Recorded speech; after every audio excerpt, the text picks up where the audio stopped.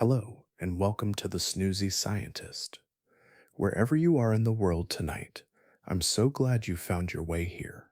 This little corner of calm was made just for you, a quiet space where science and wonder can flow together, helping you drift gently toward rest. Tonight, we're traveling back hundreds of millions of years into Earth's deep past to a time so distant it feels more like another planet than our own. It was a chapter written long before the first dinosaurs thundered across the land, long before birds first took to the sky. All the land was fused into one colossal supercontinent, and the oceans surrounding it stretched endlessly to every horizon. But just before this chapter began, only a few million years earlier, Earth had nearly died. A catastrophe we now call the Great Dying wiped out over 90% of all marine life in a geological heartbeat. The seas, once vibrant and alive, fell into a stillness so profound that scientists believe it was the closest life has ever come to vanishing entirely. And yet, life refused to disappear. From those empty waters, evolution began unleashing some of its wildest experiments, reshaping what remained into creatures unlike anything the planet had ever seen. Reptiles that had once walked on land returned to the sea, and there they became something new altogether. Some grew necks longer than their entire bodies, necks so long they could spear prey with surgical precision. Some evolved armor and heavy jaws, crawling across the seafloor in search of prey. Others became sleek, lightning-fast hunters, their bodies built for sudden bursts of speed and devastating ambushes. For tens of millions of years, these strange and spectacular beings shaped the oceans into something unrecognizable. They filled every niche, hunted every depth, and wrote the next great chapter of life's story beneath alien skies. And yet, despite their mastery, they did not last forever. Their bones rest now in layers of stone, but the empires they built and the mysteries they left behind still ripple through the oceans today. But who were these forgotten rulers of the deep? How did they conquer a world still reeling from devastation? And what forces swept them from the stage as swiftly as they had appeared? Tonight we'll dive together into that lost ocean, a world where survival meant becoming something extraordinary. But before we begin, I'd love to know, where in the world are you listening from tonight, and what time is it where you are? Reading your comments and stories is one of my favorite parts of this calm little community. If this space brings you peace and wonder, it would mean a lot if you tapped like or subscribed. And if you're already part of this journey, thank you for helping it grow. Now, take a deep breath, let your shoulders relax, and together, let's dive into the forgotten monsters that ruled the Triassic seas. 252 million years ago, Earth came as close to losing life as it ever has. In the deep silence of deep time, a chain of events unfolded that would reshape the planet forever. It began not with an asteroid from the heavens, but with the Earth itself. The land cracked and heaved, and immense volcanic fields known today as the Siberian Traps erupted on a scale no human mind can truly grasp. Rivers of molten rock spread across millions of square kilometers, releasing vast plumes of carbon dioxide into the air.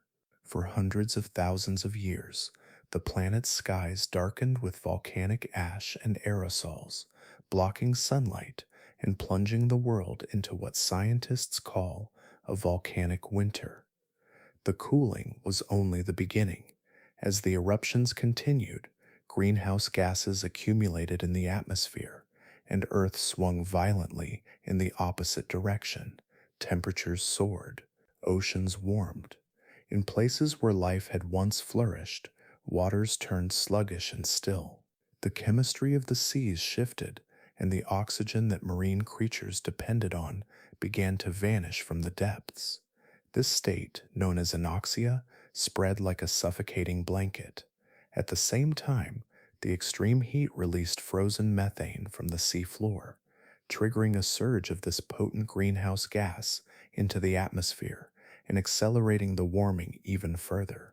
It was a cascade of disasters, darkness and cold, followed by heat and poison.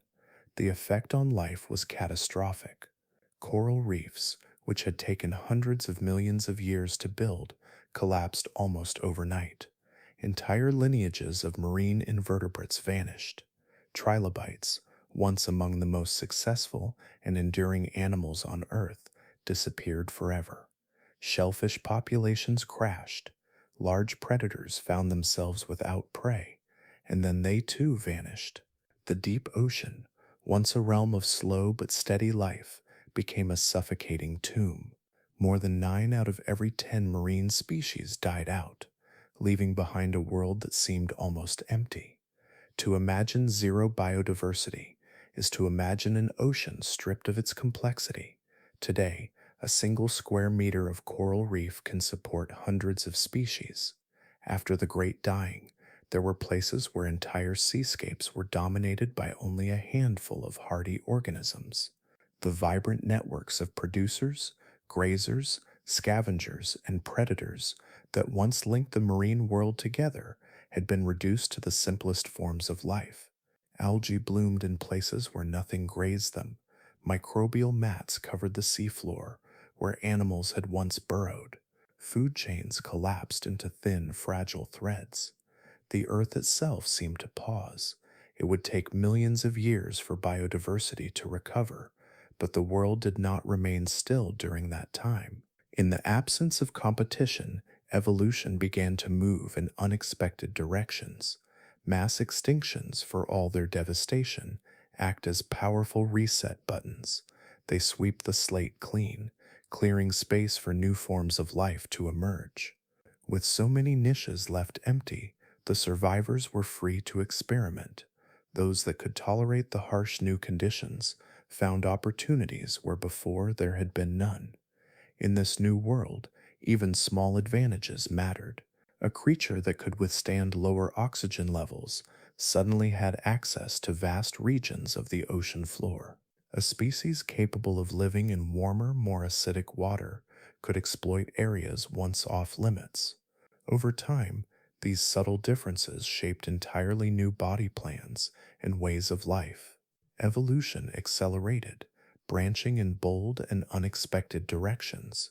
Where once the oceans had been ruled by a familiar cast of characters, they would soon host forms that seemed almost alien by comparison. The extinction also rewired the planet's ecosystems. New relationships formed between species. Food webs rebuilt themselves from the bottom up. Algae and plankton, some of the earliest to recover, once again began to pump oxygen into the seas and feed the small organisms that grazed on them. Slowly, the scaffolding of life grew more complex. Where once there had been a barren seafloor, new communities took hold. Over millions of years, corals returned, reefs rebuilt, and predators stalked the waters again. But the creatures that came back were not the same as those that had been lost. By the time recovery was complete, Earth's oceans were profoundly different. The scars of the Great Dying remained written in the rocks, but the seas were alive once more. Evolution had taken the raw material left behind and shaped it into something unexpected. Out of devastation came opportunity. Out of silence came innovation. And in the empty waters that followed the worst mass extinction in history, life began to write the next chapter of its story. The world that followed looked new. All the scattered continents of the past had collided and fused together, forming a single immense landmass called Pangaea. It stretched almost from pole to pole, an unbroken sweep of rock and soil larger than anything the planet had ever seen before. Across its vast interior, mountain ranges rose where continents had crumpled together, and enormous deserts sprawled beneath endless skies. Forests clung to river valleys where water still flowed, while powerful winds swept unhindered for thousands of kilometers across open plains. The sheer size of Pangaea reshaped Earth's climate in ways life had never faced. Far from the coasts, rain clouds often broke apart before reaching the interior, leaving enormous stretches of land bone dry for much of the year. Daytime heat soared beneath the unrelenting sun, while nights could plunge into cold as the trapped warmth escaped into the thin, dry air. Along the coastlines, the story was very different. Moist ocean winds struck the hot, dry land, spawning violent seasonal storms that lashed the shore with torrential rain. These extremes created an unpredictable climate, one that pushed surviving species to adapt in ways they never had before. Encircling this supercontinent was a single world-spanning ocean known as Panthalassa. It was unimaginably vast, a continuous expanse of water with no continental barriers to break its currents or confine its tides. Its surface rolled from equatorial warmth to polar chill in one uninterrupted sweep, while its depths plunged into darkness that few living things could endure. Currents in this enormous sea behaved differently from the modern oceans we know. With no major land masses to guide them, they formed broad, slow gyres that circled the planet, carrying nutrients, heat, and life across enormous distances. Within this endless ocean, islands and volcanic arcs rose like stepping stones from the deep. Around them, coral reefs and shallow seas offered footholds for life. But these oases were scattered and isolated, separated by thousands of kilometers of open water. Only creatures capable of long migrations could bridge the distances between them, and those that did were rewarded with access to new food sources and breeding grounds that few competitors could reach. To the east of Pangaea lay a very different kind of sea. The Tethys was a broad, shallow seaway that cut deep into the supercontinent, linking the open waters of Panthalassa with sheltered continental shelves. Its sunlit shallows and intricate coastlines became a cradle for evolutionary change. Here, gentle currents and warm waters encouraged the growth of plankton blooms that fed entire food webs. Sandy lagoons, coastal deltas, and submerged ridges offered a mosaic of habitats, each presenting new challenges and opportunities for adaptation. Over time, the Tethys would become one of the most biologically rich regions in Earth's history, but even in the early Triassic, it was already shaping the course of evolution. The chemistry of these oceans was far from stable. Volcanic outgassing continued to pump large amounts of carbon dioxide into the atmosphere, keeping the planet's average temperature high. Warm surface waters reduced the amount of dissolved oxygen they could hold, and in deeper layers, circulation was sluggish, leaving vast regions of the seafloor starved of oxygen. These anoxic zones were inhospitable to most animal life, yet microbial communities thrived in the oxygen-poor darkness, altering the chemistry of the water around them. Meanwhile, the influx of carbon from the atmosphere made the seas more acidic, challenging organisms that depended on calcium carbonate to build shells or skeletons. The combination of chemical instability and physical extremes made the oceans of the early Triassic a place of relentless selection. Only organisms capable of surviving rapid temperature changes, low oxygen levels, and fluctuating acidity could establish themselves. Some species adapted by evolving new ways to extract oxygen from the water, while others shifted their life cycles to take advantage of seasonal currents or oxygenated layers near the surface. Mobility became a major advantage. Creatures that could travel long distances in search of more favorable conditions were more likely to thrive, while sedentary species struggled to cope with sudden shifts in their surroundings. Geography, too, shaped the evolutionary landscape. The sheer width of Panthalassa encouraged the rise of strong, efficient swimmers, animals built for endurance rather than speed. They evolved streamlined bodies, powerful tails, and physiological adaptations that allowed them to store energy for long-distance travel. In the protected shallows of the Tethys, A different set of pressures sculpted life. Here, diversity flourished as species adapted to complex coastal environments. Some evolved specialized feeding strategies to exploit the plankton rich waters, while others developed agility and quick reflexes to hunt in confined spaces among reefs and sandbanks. As the oceanic environment became more varied, so too did the paths evolution could take. Rising and falling sea levels created new coastlines, isolating some populations and allowing them to evolve independently. Shifts in ocean chemistry favored organisms with hardier shells or more efficient metabolic systems. Even subtle changes in salinity or nutrient flow could open a new niche for a species ready to exploit it.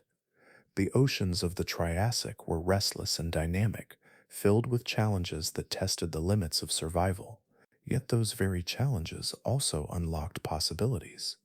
Out of the searing heat and shifting currents from stagnant depths and turbulent coasts, new life began to take hold.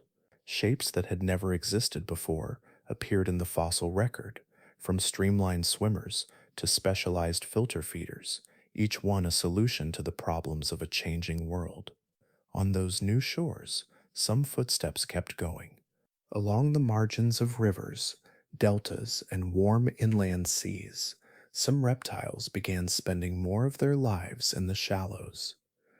What started as tentative waiting for food or safety slowly became a new way of moving, then a new way of being. Evolution did not leap, it took careful steps, altering bones and habits one small change at a time, until the shoreline was no longer a boundary, but a doorway. The first changes appeared in the limbs. On land, sturdy limb bones supported body weight and pushed against solid ground. In water, those same bones met a fluid that slipped away with every stroke. Over many generations, the long bones of the forelimb and hind limb shortened and widened, trading leverage for surface area. Joints that once needed a wide range of motion became simpler and stiffer, better for sweeping water than for walking. Extra finger and toe bones appeared, a condition called hyperphalangy, spreading the end of each limb into a broad paddle. Fossils of early ichthyosauriforms such as Carterhenchus and Cheosaurus show these transitions clearly, with limbs that are neither feet nor full flippers, but something in between that could push and stabilize in shallow water as well as on soft shore. Behind the limbs, the spine and tail adapted to the new medium. In some lineages, tail vertebrae became longer and more numerous, adding flexible length for power strokes.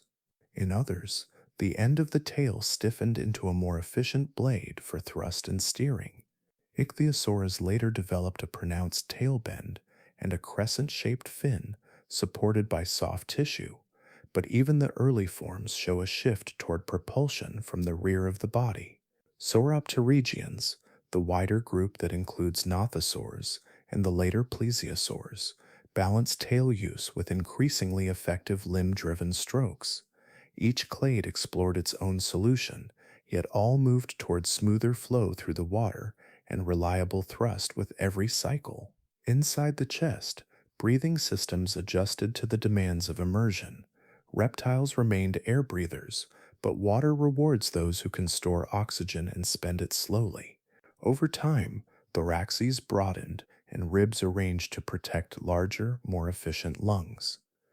Blood and muscle chemistry shifted toward greater oxygen storage, much as modern diving reptiles and mammals do, with higher myoglobin in muscle and patterns of blood flow that conserve oxygen for the brain and heart.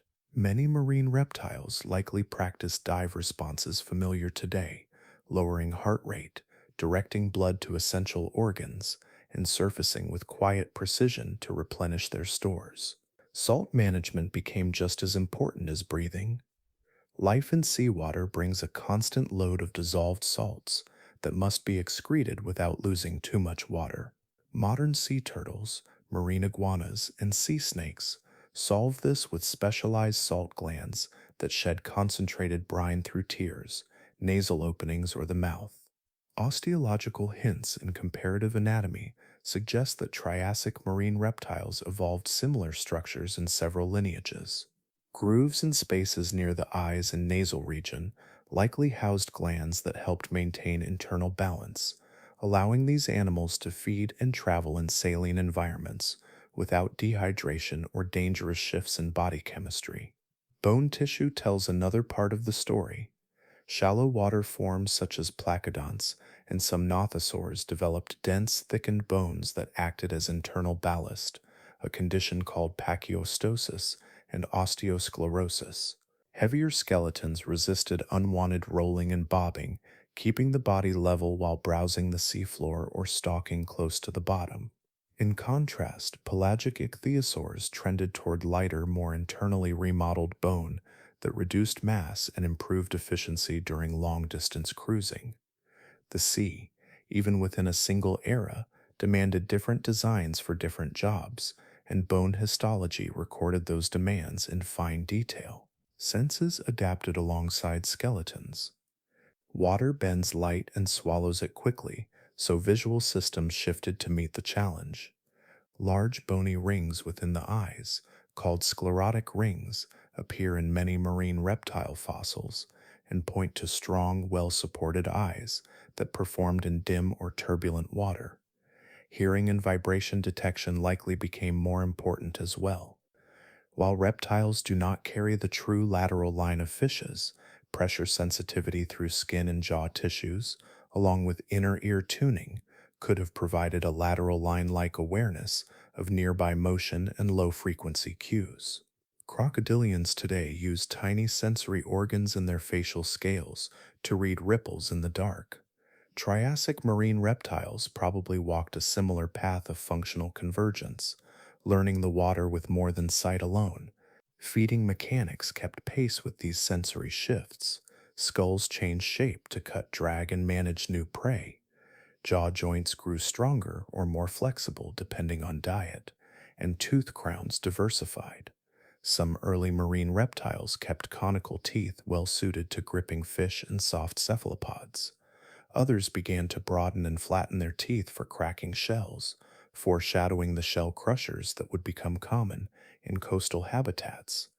In a handful of lineages, the snout shortened and widened, or became long and needle-like, each variation mapping to a distinct feeding style in different corners of the sea. Reproduction followed the water too. Many transitional forms likely still crawled ashore to lay eggs, as their ancestors had. As bodies became more committed to swimming, that option faded. In several groups, live birth evolved, freeing mothers from the need to reach land and allowing entire life cycles to unfold at sea. Early ichthyosaur fossils preserve embryos within the body cavity and even birth positions. These finds show that returning to the water meant more than new limbs and lungs. It reshaped how life began. The fossil record captures this whole process as a gradient rather than a jump. In one rock layer, you meet animals with clawed digits and flexible wrists, good for shoreline maneuvering. A little higher, you see stouter paddles and shorter limb shafts, along with heavier ribs that aid trim. Higher still, the limbs broaden into true flippers. The tail takes over as the engine, and the skeleton lightens for range and speed. Each step brought costs and benefits, and different families stopped at different points along the way. Some remained faithful to the shallows with ballast in their bones and crushing teeth in their mouths.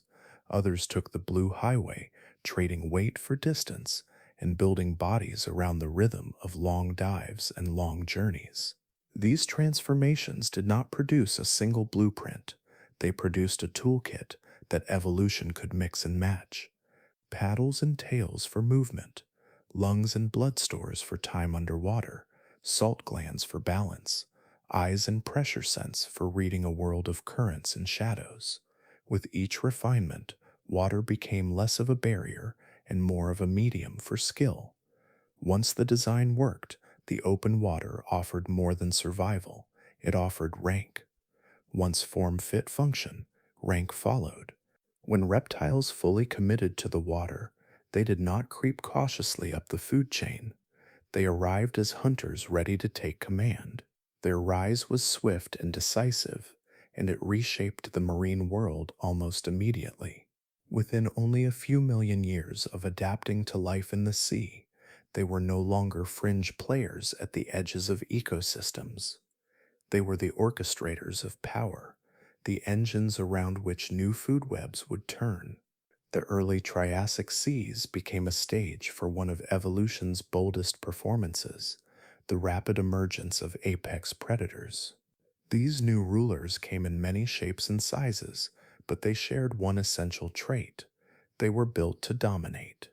Their bodies carried combinations of speed, sensory precision, and killing efficiency that allowed them to rule the open water, the coastlines, and the depths with equal authority. Fast bodies, oversized eyes, and decisive jaws were not luxuries. They were the entry ticket to the top. One group, the ichthyosaurs, embodied this evolutionary urgency. These marine reptiles evolved sleek, streamlined shapes that turned water resistance into a partner rather than an obstacle.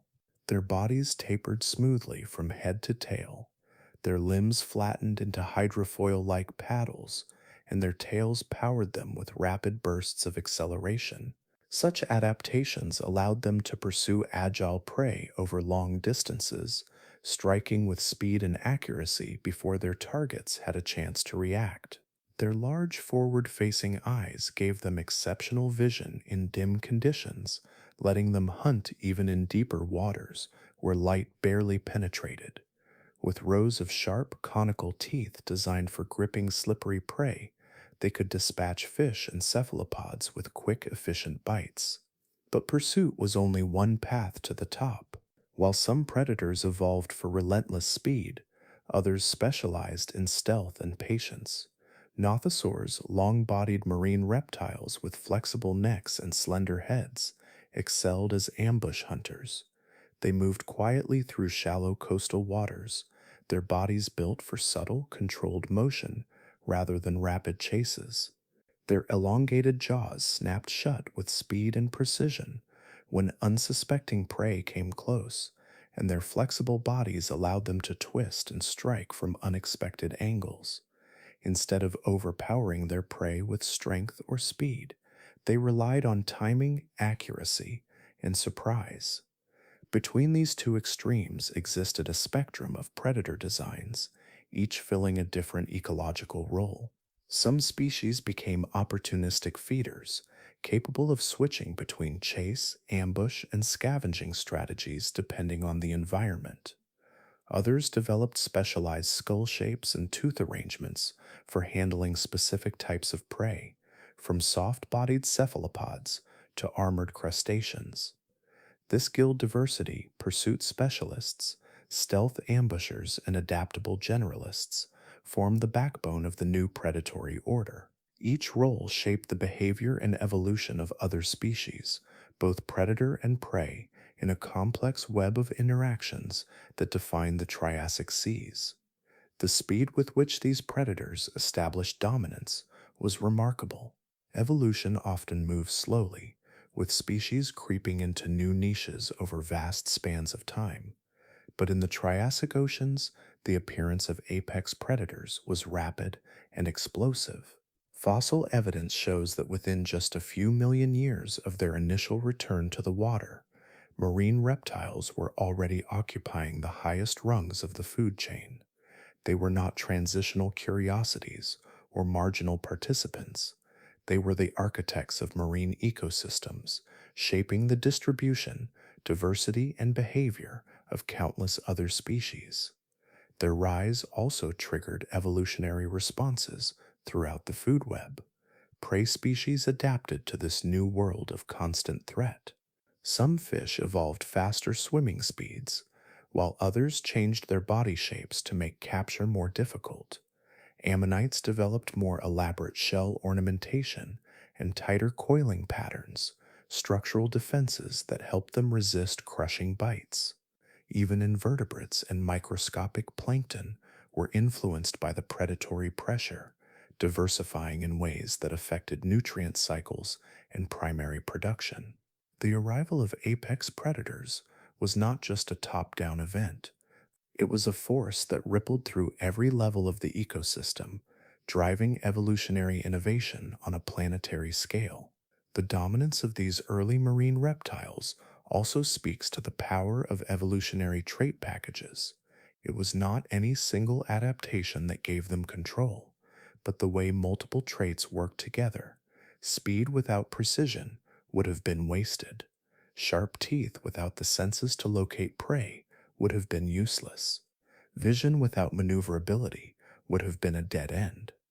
The most successful predators combined all of these elements into balanced, efficient designs that maximize their effectiveness in their chosen environments. In doing so, they did more than just survive. They set the standards that future marine hunters would follow for millions of years. Even as new groups evolved and ecosystems became more complex, these early predators continued to refine their craft. Some lineages grew smaller and more specialized, adapting to niche roles in coastal ecosystems. Others remained formidable, open water hunters, expanding their ranges and perfecting their methods. Over time, these strategies would diversify even further, giving rise to new forms of predation and new evolutionary arms races. But at this early stage, the pattern was already clear. Marine reptiles were not just participants in ocean life, they were the forces shaping it. Their swift rise to power laid the groundwork for everything that followed. Once apex predators were established, they became engines of change, driving adaptation and innovation across the marine realm. The Triassic seas were no longer places of simple survival. They were arenas of strategy, specialization, and dominance, defined by the creatures that ruled them. Among those hunters, one chose reach over speed. In the warm, shallow seas of the Triassic, life was writing new chapters in evolution's story. These were oceans filled with strange possibilities, where creatures were testing forms and functions never seen before. Some became sleek and fast, built for pursuit across open water. Others armored themselves for defense or evolved powerful jaws to crush their prey. But among this remarkable diversity was a predator so unusual that even today it seems to belong to another world entirely. Slender, elongated, and precise, it looked more like a living spear than a reptile. This was Dinophilosaurus, one of the most extraordinary hunters of its age. At first glance, Dinophilosaurus was not particularly large. Its body stretched only a few meters from snout to tail, and its torso was compact, streamlined, and built for controlled movement rather than speed. It swam with four strong, paddle-shaped limbs that allowed it to maneuver gracefully through coastal waters. Its tail, long and flexible, acted as a rudder, guiding its path with subtle adjustments. But the feature that defined this reptile, the feature that made it one of the strangest marine predators ever known, was its neck, which was so astonishingly long and slender that it accounted for more than half of the animal's total length. This was not a neck built for beauty or balance. It was a weapon, a tool, shaped by millions of years of evolutionary refinement. While most marine predators relied on bursts of speed or brute strength, Dinophilosaurus specialized in stealth and precision. Its hunting strategy was unlike that of almost any other creature in the Triassic seas. Rather than rushing at its prey, it preferred to wait, often lurking quietly among rocks, seagrass, or coral. The long neck allowed its main body to remain distant and motionless, avoiding the vibrations that might alert potential prey. Meanwhile, the neck extended slowly and silently, closing the distance without creating a ripple of warning. At the tip of this living spear was a small, narrow skull equipped with sharp, interlocking teeth. It was perfectly designed to pierce through the water with minimal resistance and snap shut in an instant. The vertebrae that made up the neck, far more numerous than in most reptiles, granted it a surprising degree of flexibility. Dinophilosaurus could bend and twist its neck with precision, adjusting the angle of attack at the last possible moment. And when the moment came, the strike was lightning fast. A sudden lash forward, a quick snap of the jaws, and the fish or squid that had felt no danger seconds before was now trapped and devoured. This style of hunting offered enormous advantages. Many marine animals rely on detecting movement to avoid predators. A quick lunge from a large body gives prey a chance to react and escape, but Dinophilosaurus separated its body from its strike. The main torso stayed hidden and still, far from the point of attack, while the neck and head alone did the work.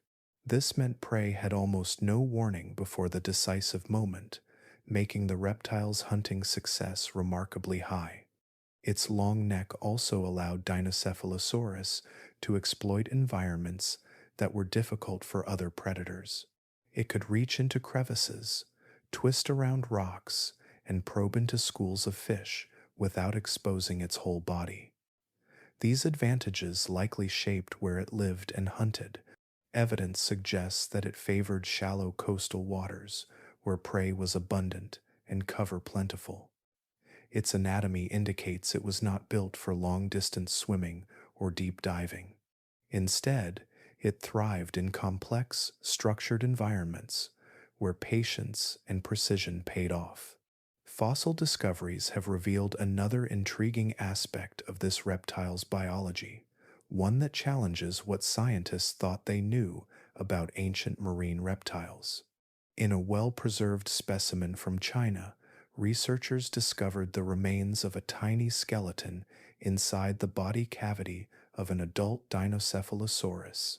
Its placement and orientation suggested it could be an embryo, which would imply that the species gave birth to live young rather than laying eggs. Such an adaptation would have been revolutionary, freeing it from the need to return to land to nest and allowing its entire life cycle to unfold in the water. However, the evidence is not definitive. Some paleontologists argue that the tiny skeleton might not be an embryo at all, but rather the remains of a meal prey swallowed and preserved in an unusual position. Others maintain that the orientation of the skeleton and the lack of digestion marks make the live birth hypothesis more likely. As it stands, the debate continues. What is certain is that if Dinophilosaurus truly did give birth to live young, it would have been among the earliest reptiles to evolve this adaptation, marking a profound shift in reproductive strategy for life at sea. Whether or not it bore its young alive, Dinophilosaurus demonstrates just how far evolution could stretch the limits of anatomy and behavior. Its design was a masterpiece of specialization, a body built for quiet control, a neck engineered for stealth and sudden precision, and a hunting method unlike any other. It did not rely on brute strength, overwhelming size, or fast pursuit. Instead, it turned patience and subtlety into lethal advantages. Dinophilosaurus did not leave behind a long lineage of descendants, nor did its unusual design dominate the oceans as some other reptiles would. Yet its existence is a testament to the creativity of evolution in a changing world. It shows how life, when presented with new challenges and new opportunities, can invent solutions that seem almost alien. Its story is written in the fossilized curve of its neck and the delicate architecture of its teeth, a record of a predator that chose patience over power and precision over force. In the grand story of the Triassic seas, Dinophilosaurus remains one of the most striking examples of how strange and spectacular life can become when it ventures beyond the familiar and into the unknown. The Triassic seas were filled with predators shaped by speed, strength, and stealth, long-necked hunters coiled patiently in the shallows. Streamlined ichthyosaurs cut through the open water with relentless precision. Yet amid all this predatory innovation, evolution also took a quieter, stranger path. It built creatures that thrived, not by chasing prey, but by exploiting food sources others ignored. Among the most extraordinary of these was Adipodentatus, a marine reptile so unusual that its skull confused scientists for years. Its anatomy was a puzzle piece that seemed to belong to a different picture, and its solution was one of the most unexpected feeding strategies in the entire age of reptiles. The first fossils of Adipodentatus were discovered in what is now southwestern China, preserved in layers of rock that once formed the floor of a shallow Triassic lagoon. At first, paleontologists struggled to make sense of them. The animal's body was roughly 3 meters long and, in most respects, looked fairly typical for a marine reptile of its time. It had paddle-like limbs for swimming, a flexible spine, and a tail designed for propulsion through water. But its head was another story entirely. The jaws were broad and strangely shaped, and the teeth were not sharp or pointed as one would expect in a carnivore. Instead, they were arranged like combs, fanning outward in a way no scientist had ever seen before. Early reconstructions even misinterpreted the skull, with some suggesting bizarre, almost alien feeding mechanisms. Only after more complete specimens were found did the truth emerge. Adipodentatus had a mouth like a garden rake. Its premaxillae, the bones at the front of its upper jaw, formed a distinctive T-shape, extending sideways like the head of a shovel. Lining the edges of this unusual snout were rows of fine, densely packed teeth, creating a sieve-like structure. This was not a mouth designed for seizing or slicing. It was a tool built for harvesting. The key to understanding Adipodentatus lies in how it likely fed. Instead of chasing animals, it grazed. Scientists believe it used its rake-like jaws to sweep across mats of algae and other plant material growing on rocks and sediment in shallow waters. With lateral sweeps of its head, it could scrape these surfaces clean, gathering soft vegetation into its mouth. The comb-like teeth then acted as a filter, trapping the edible material while letting water and silt flow through. Some researchers think it might have taken in mouthfuls of mud and water and then used this natural sieve to separate food from debris. Others suggest it moved deliberately over the seafloor, scraping and filtering in repeated, rhythmic motions, a reptilian version of how some modern ducks filter feed. This feeding strategy placed Adipodentatus in a category almost entirely its own. At a time when most marine reptiles were fierce predators, it was a herbivore, adapted to take advantage of a resource that was abundant, yet largely unexploited.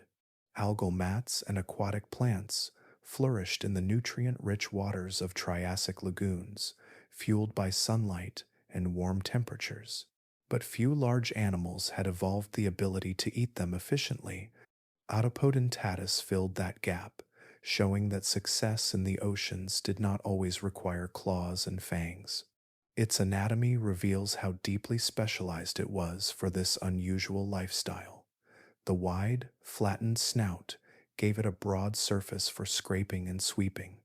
The comb-like teeth maximized the amount of plant material it could capture with each motion, and the shape of its skull suggests it could generate strong suction as it fed, pulling loose fragments of vegetation into its mouth. Together, these adaptations formed a feeding system unlike anything else in the Triassic seas. The environment where Adipodentatus lived likely shaped its evolution as well. Fossils indicate it inhabited calm, shallow lagoons and coastal zones, places where light penetrated easily and algae thrived. These sheltered waters were often lined with soft sediment and rocky surfaces coated with plant growth. Here, the reptile's slow, methodical feeding style would have been most effective. It did not need to chase down fast-moving prey or dive to great depths. Instead, it spent its time sweeping, filtering, and grazing a living harvester among a sea of hunters. This form of feeding was more than an oddity, it had profound ecological implications. By consuming large amounts of plant material, Adipodentatus likely helped regulate algal growth and recycle nutrients within its ecosystem. It also formed an important link in the food chain, turning sunlight-captured energy from algae into biomass that could support predators higher up. Its presence shows how quickly and creatively ecosystems were rebuilding after the mass extinctions that had reshaped life on Earth. The significance of Adipodentatus goes beyond its own biology. It represents a broader evolutionary principle. When environments change, life does not simply repeat the past. It experiments, sometimes producing solutions so strange they seem almost implausible. In a world filled with teeth and claws, Adipodentatus succeeded with a rake and a filter. Its existence proves that innovation is not limited to the obvious path. Adipodentatus did not dominate its world, and its lineage did not persist long into the future, yet its legacy is profound. It stands as one of the earliest known examples of a large marine herbivore, a creature that rewrote the rules of what reptiles could be. Its story shows that in the vast experiment of evolution, even the most unlikely ideas can thrive if they solve a problem well enough. In the ever-changing seas of the Triassic, Adipodentatus was a quiet innovator, gliding through sunlit shallows, sweeping its strange rake-shaped jaws over carpets of algae.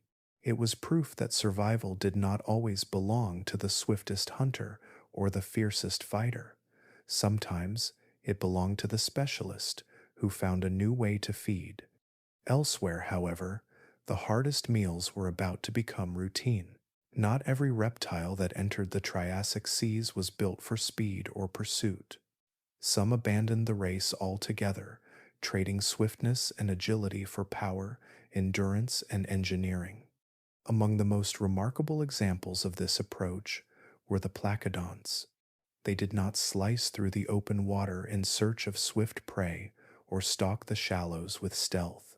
Instead, they pressed their weight against the seafloor, where patience and brute strength could succeed where speed could not. Placodonts appeared early in the Triassic and soon became specialists in a very particular kind of predation. As shell-bearing invertebrates like bivalves, brachiopods, and gastropods flourished in shallow coastal zones, they created a vast but difficult resource. Protected by hard exteriors of calcium carbonate, these animals were nearly invulnerable to the sharp teeth of fish eaters and the snapping jaws of conventional predators. Most reptiles ignored them. Placodonts turned them into their primary food source. The key to this transformation was their extraordinary dentition. Instead of pointed or serrated teeth, Placodonts evolved rows of broad, flattened crushing plates. These were not tools for cutting or slicing, but for delivering overwhelming pressure. Over generations, their enamel became exceptionally thick and dense, able to absorb repeated impacts without fracturing. The wear patterns seen in fossil teeth show evidence of repeated high-stress contact with hard surfaces, and microscopic crack-stopper lines reveal how the enamel redirected forces to prevent catastrophic breaks. Their mouths functioned less like scissors and more like industrial presses, capable of splitting shells as hard as limestone while preserving the integrity of their own teeth. This crushing power was supported by a suite of skeletal adaptations. Placodont jaws acted as efficient levers, with muscle attachments positioned to maximize force rather than speed. The rear portion of the skull often flared outward to accommodate large jaw muscles, and the hinge joint itself was reinforced to withstand the tremendous pressure generated during a bite. Combined with their specialized teeth, this structure allowed Placodonts to pry open stubborn shells or shatter them outright, giving them access to the rich tissue inside. The rest of the body evolved in concert with this feeding strategy. Many Placodonts grew heavy, solid skeletons that helped them remain anchored close to the bottom. Dense limb bones and robust ribs added ballast, counteracting buoyancy and preventing them from drifting upward in shallow water surge. The distribution of mass across their bodies created a low center of gravity, which stabilized them during feeding. A placodont could brace itself against the seafloor, plant its limbs, and deliver immense bite forces without being pushed off balance by the resistance of its prey. One of their most distinctive features was the development of armor. Bony plates, or osteoderms, formed beneath the skin, and in many species these plates fused into a heavy carapace. While this certainly provided protection against predators, it also served a functional role in their feeding lifestyle. The additional weight acted as natural ballast, allowing placodonts to press themselves firmly against the substrate as they foraged. Some species even evolved full dorsal shells that gave them a turtle-like appearance, though they were not related to turtles. This similarity is an example of convergent evolution, two unrelated groups arriving at similar solutions to the challenges of stability and defense in a shallow marine environment. This physical architecture turned placodonts into living battering rams of the seafloor. They were slow but powerful, their limbs adapted for pushing and crawling rather than rapid swimming. Their wide bodies allowed them to maneuver along the substrate with control, while their heavy skeletons let them stay in place as they wrenched prey from rocks or sediment. Fossil evidence suggests that they sometimes dug into the seabed to unearth buried bivalves, using their forelimbs and jaws in concert to extract hard-shelled meals. The precision of this design extended even to how placodonts interacted with their environment. In shallow coastal zones, wave action and water movement can easily disrupt feeding, but their compact, weighty build gave them remarkable stability. The distribution of mass around the torso and the flattened shape of their carapace helped them resist lateral currents and turbulent surges. Their center of mass remained close to the seafloor, reducing the risk of being flipped or swept away as they applied force against stubborn prey. All of these traits reflect a lineage that was not merely adapted to its environment, but engineered for a single purpose: cracking the toughest defenses in the sea. Every part of a placodont's body, from the microscopic structure of its teeth to the balance of its skeleton, worked together to solve the problem of how to break open shells that would have been impossible for most other predators. Placodonts thrived in this role for tens of millions of years. They did not need speed to survive, nor did they rely on stealth or cunning. Their success was built on strength, endurance, and mechanical efficiency.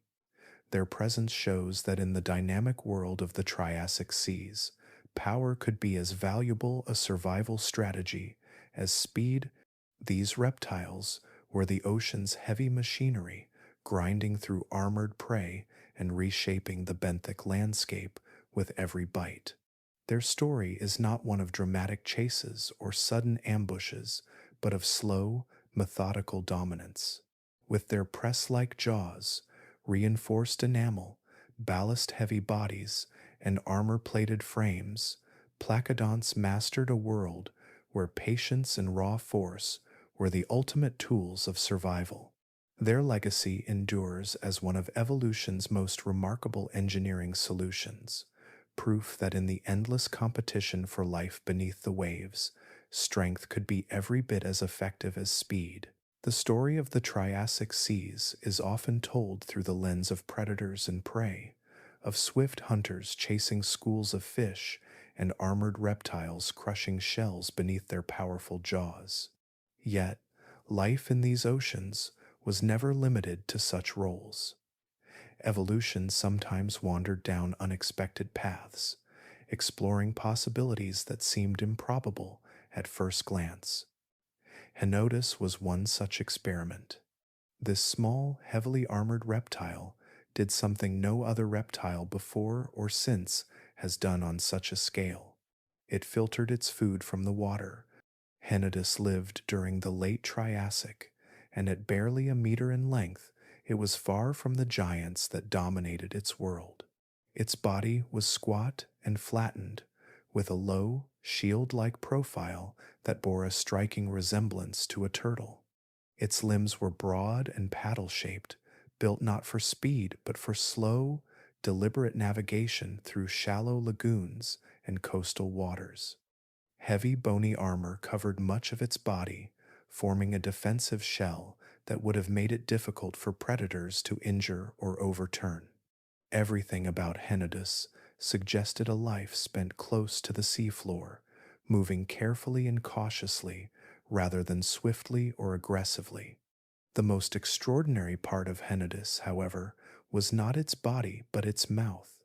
Unlike the pointed serrated teeth of fish eaters or the crushing plates of shell breakers, Henodus had a very different oral anatomy. Its snout was short and blunt, and inside, its dentition was dramatically reduced. Instead of rows of teeth suited for tearing or grinding, the jaw held a set of specialized surfaces, possibly including keratinous pads or ridges.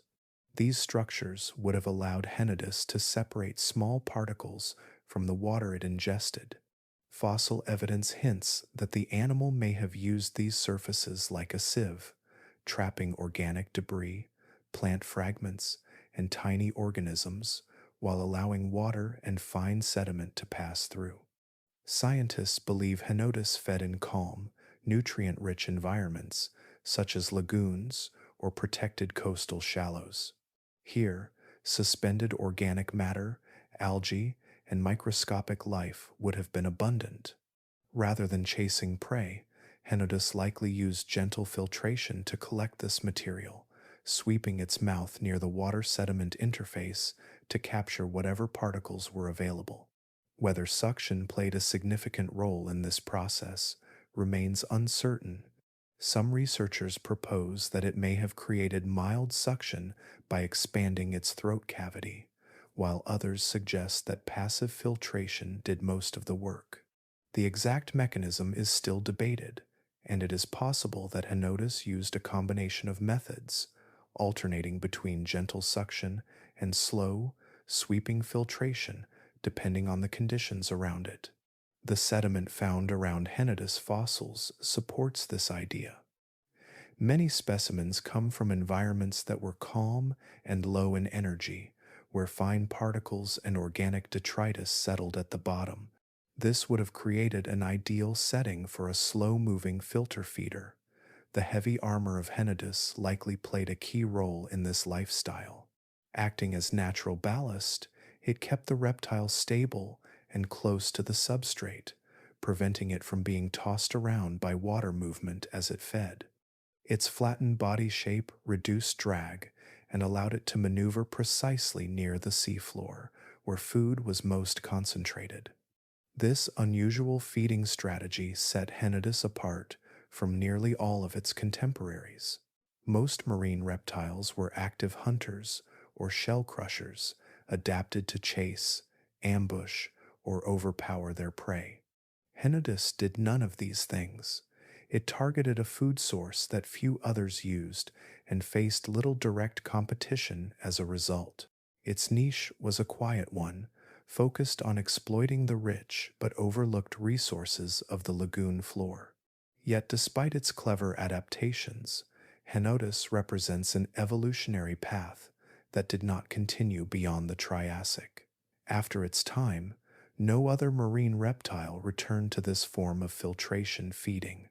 The reasons for this are not entirely clear, but several factors likely played a part. Henodus was a highly specialized feeder, dependent on stable, nutrient-rich environments. When those environments changed, its narrow niche may have disappeared. Competition may also have increased as new groups of animals evolved more efficient methods of filter feeding.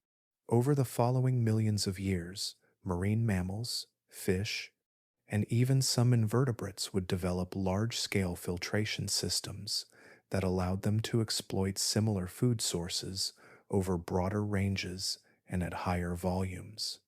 The legacy of Henodus, however, is not diminished by its disappearance. Its existence demonstrates how far evolution is willing to experiment with form and function.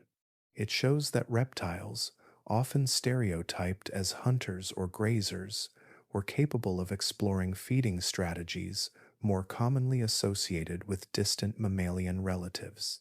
It also illustrates how selective pressures in a particular environment can drive the emergence of surprising adaptations, even if those adaptations are short-lived on the evolutionary stage. In the end, Henodus was a creature defined by quiet persistence rather than power. It did not dominate the seas or inspire long evolutionary lineages. Instead, it reveals a side of the Triassic oceans, often overshadowed by more dramatic stories. The slow, steady work of filtering life from the water, of turning tiny particles into sustenance, and of surviving not through strength or speed, but through specialization. Its fossils, with their heavy armor, reduced teeth, and mysterious filtering structures, offer a glimpse into a forgotten ecological experiment. They remind us that evolution's creativity is not confined to the obvious paths. Even in an age ruled by predators, a small reptile could find success by sifting the seas gently, methodically, and unlike anything else around it. And though its lineage did not last, the story of Henodus remains one of the most intriguing chapters in the history of marine life. Along the edges of the Triassic seas, where waves crashed against cliffs and tides sculpted coves from stone, there lived a group of reptiles that thrived in a world defined by change. They were not built for the vast open waters where ichthyosaurs raced after prey, nor for the crushing depths where pressure sculpted giants. Their story unfolded instead in the restless boundary between land and sea, a place of tidal surges, shifting currents, and ever-changing landscapes. These were the Thalattosaurs, the sea lizards, and their domain was the coastal fringe, a realm of complexity and opportunity that demanded adaptability above all else. The coastlines of the Triassic world were dynamic and unpredictable. Rocky headlands jutted into shallow bays, narrow channels twisted through coastal shelves, mudflats expanded and contracted with the tides, revealing tidal pools rich with trapped prey before vanishing again beneath the rising sea. It was here, amid this mosaic of habitats, that thalattosaurs found their niche. Their bodies bore the hallmarks of coastal life. They were medium-sized reptiles, often stretching a few meters in length, with a build designed for maneuverability rather than endurance. Their tails, flattened from side to side, acted as powerful rudders that let them pivot quickly among rocks and surge forward in short bursts when prey darted past. Their limbs retained more flexibility than those of other marine reptiles, hinting that they could haul themselves clumsily across tidal flats or bask on rocky outcrops when needed. This versatility defined their lives. Thalattosaurs were not bound to a single diet or hunting style. Instead, they adapted to whatever the shoreline offered. Some species evolved long, slender snouts lined with rows of needle-like teeth, ideal for snatching small fish or quick-moving cephalopods that darted through shallow channels. Others developed shorter, more robust skulls and broad, crushing teeth, capable of breaking the shells of crustaceans or mollusks clinging to the rocks. There were even species with mixed dentition, suggesting a more generalized approach that included both soft-bodied and hard-shelled prey. This diversity allowed thalatosaurs to exploit the patchwork of resources available in coastal ecosystems, from tidal pools brimming with invertebrates to schools of fish drawn to nutrient-rich currents. The evidence for their adaptability is written in stone across 3 continents. Fossils discovered in southwestern China reveal species with elongated jaws and delicate teeth, animals that likely hunted among the swirling shoals of coastal fish.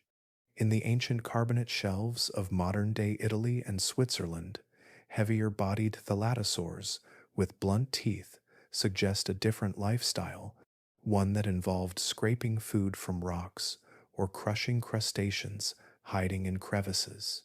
In the far north, in what is now Alaska and British Columbia, their bones are found in sediments that were once cool, productive coastal waters, proof that these reptiles could thrive in a wide range of climates as long as the shoreline offered food and shelter. Each environment shaped them in subtle ways. In regions with steep, rocky coasts, their tails may have provided extra thrust for navigating through turbulent surf. In shallow lagoons, species with more flexible limbs might have spent time crawling across sandbars or exploring tidal flats as the water receded. Along braided estuaries, those with more generalized diets could take advantage of whatever prey washed in with the tide. The variety in their body forms reflects this environmental diversity, as if evolution had sculpted each lineage to match the geology and character of the coastlines they called home. Their behavior likely mirrored this ecological flexibility. Some thalatosaurs may have been seasonal nomads, following schools of fish or seasonal blooms of crustaceans along hundreds of kilometers of coastline. Others might have been more sedentary, defending small territories rich in resources such as tidal pools or reef edges.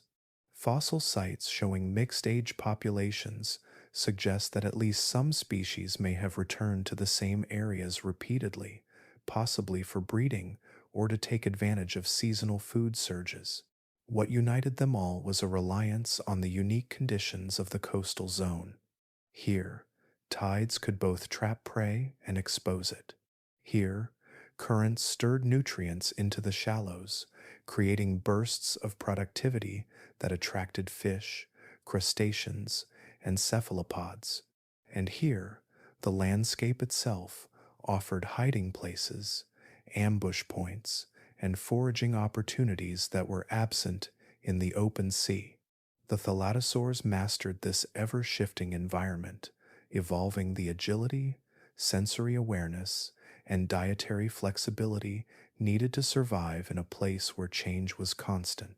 Their story also reveals something deeper about the structure of Triassic ecosystems. While the open oceans were dominated by specialized predators adapted for long-distance pursuit, the coasts were ruled by opportunists. Thalatosaurs were among the most successful of these, evolving into a range of forms and spreading across thousands of kilometers of shoreline. They filled a vital role as mid-level predators and ecological generalists, linking the productivity of the coastal zone with the broader marine food web. But their success was tied to the environment that shaped them. As coastlines shifted and sea levels changed toward the end of the Triassic, many thalatosaur species disappeared. Their niche narrowed as new predators evolved and ecosystems reorganized. Yet, the legacy of their evolutionary experiment remains preserved in stone, a testament to the power of adaptability in a world where survival often depends not on strength or speed, but on the ability to live in the margins. In the end, thalatosaurs were neither giants nor apex predators, but their story is no less significant. They thrived in one of the most challenging environments on Earth, the dynamic meeting place of land and sea, and in doing so, they revealed another path to evolutionary success. Leave the rocks behind, and another scale of life appears. But in the tide-washed shallows, it was the thalattosaurs who ruled, perfectly attuned to a world that never stood still. Far beyond the turbulent shorelines and sunlit shallows of the Triassic world, a quieter and more profound revolution was taking shape. In the deep pelagic waters, where the light grew dim and the distances stretched endlessly, evolution was experimenting with size on a scale that Earth had rarely seen before. It was here that marine reptiles reached their greatest dimensions, transforming from swift, modest hunters into leviathans that rivaled modern whales. Among these giants, one name stands out above all others: Shonosaurus, a creature that embodied the new possibilities of life in the open sea. The emergence of such titans did not happen overnight. It was a gradual process, unfolding over millions of years as early ichthyosaurs diversified and adapted to new ecological opportunities. At first, these marine reptiles had been small and agile, pursuing fish and cephalopods in the upper layers of the water column. But as the Triassic seas matured and stabilized, the structure of marine food webs shifted. Vast shoals of fish and swarms of soft-bodied cephalopods began to fill the mid-ocean zones. These resources were abundant, but they were also patchy, often requiring long-distance travel to locate. In this new environment, size itself became a powerful evolutionary advantage. Larger bodies could travel farther in search of food. They could store more energy and sustain longer periods of migration. They could also exploit resources that smaller predators could not, consuming large quantities of prey in a single gulp rather than relying on individual pursuits. This evolutionary pressure began to favor gigantism, and over time, ichthyosaurs responded. Shonosaurus, which lived around 215 million years ago, represents one of the most spectacular results of this trend. Measuring over 15 meters in length and possibly more in some individuals, it was one of the largest reptiles ever to inhabit the oceans. Its body was streamlined and elongated, shaped for long-distance cruising rather than short bursts of speed. The flippers, broad and wing-like, generated steady propulsion, while the tail provided the endurance needed to cover immense distances across the Triassic seas. One of the most striking features of Shonosaurus was its skull and jaws. Unlike the narrow, tooth-lined mouths of its smaller ancestors, many species of Shonosaurus had reduced or even absent dentition. Instead of seizing and slicing prey, one at a time, it likely fed on vast concentrations of soft-bodied organisms, such as squid or small fish, engulfing them in large gulps. This shift in feeding strategy mirrors that of some modern baleen whales, which also abandoned pursuit hunting in favor of bulk feeding, a strategy that becomes increasingly effective as body size increases. The rise of the giants brought with it a cascade of physiological and behavioral consequences. Maintaining such immense size required tremendous amounts of energy and oxygen. Stable isotope data from ichthyosaur bones hint at metabolic rates that may have been higher than those of most reptiles, perhaps approaching the efficiency seen in modern endothermic animals. Hints of warm-blooded like metabolism exist, but interpretations remain careful. If correct, this would have allowed Shonosaurus and its kin to remain active across a wide range of water temperatures and to sustain long migrations across the open ocean. Clues from fossil discoveries also suggest that these giants were not solitary wanderers.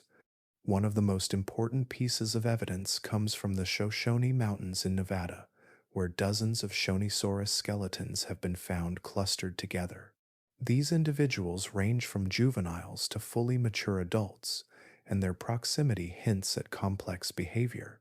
They may have migrated together in groups, much like modern whales, following seasonal food sources or gathering for breeding. Age class clusters preserved in these bone beds suggest structured populations and coordinated movement across the ancient seas. The adaptations of these giants extended beyond their size and feeding habits. Their eyes were enormous, some among the largest of any known vertebrate, allowing them to detect prey in dim, pelagic waters where light was scarce. Their bones show growth patterns that indicate rapid juvenile development. Another hallmark of animals that rely on sustained, high energy lifestyles. Their sheer bulk provided protection from most predators, enabling them to traverse the open sea with little fear of attack. This combination of scale, endurance, and sensory precision reshaped marine ecosystems. Prey species likely evolved in response to their presence, forming large schools or shifting their behavior to avoid being consumed in bulk. Other predators, unable to compete with the giants in the open ocean, may have retreated to different ecological niches.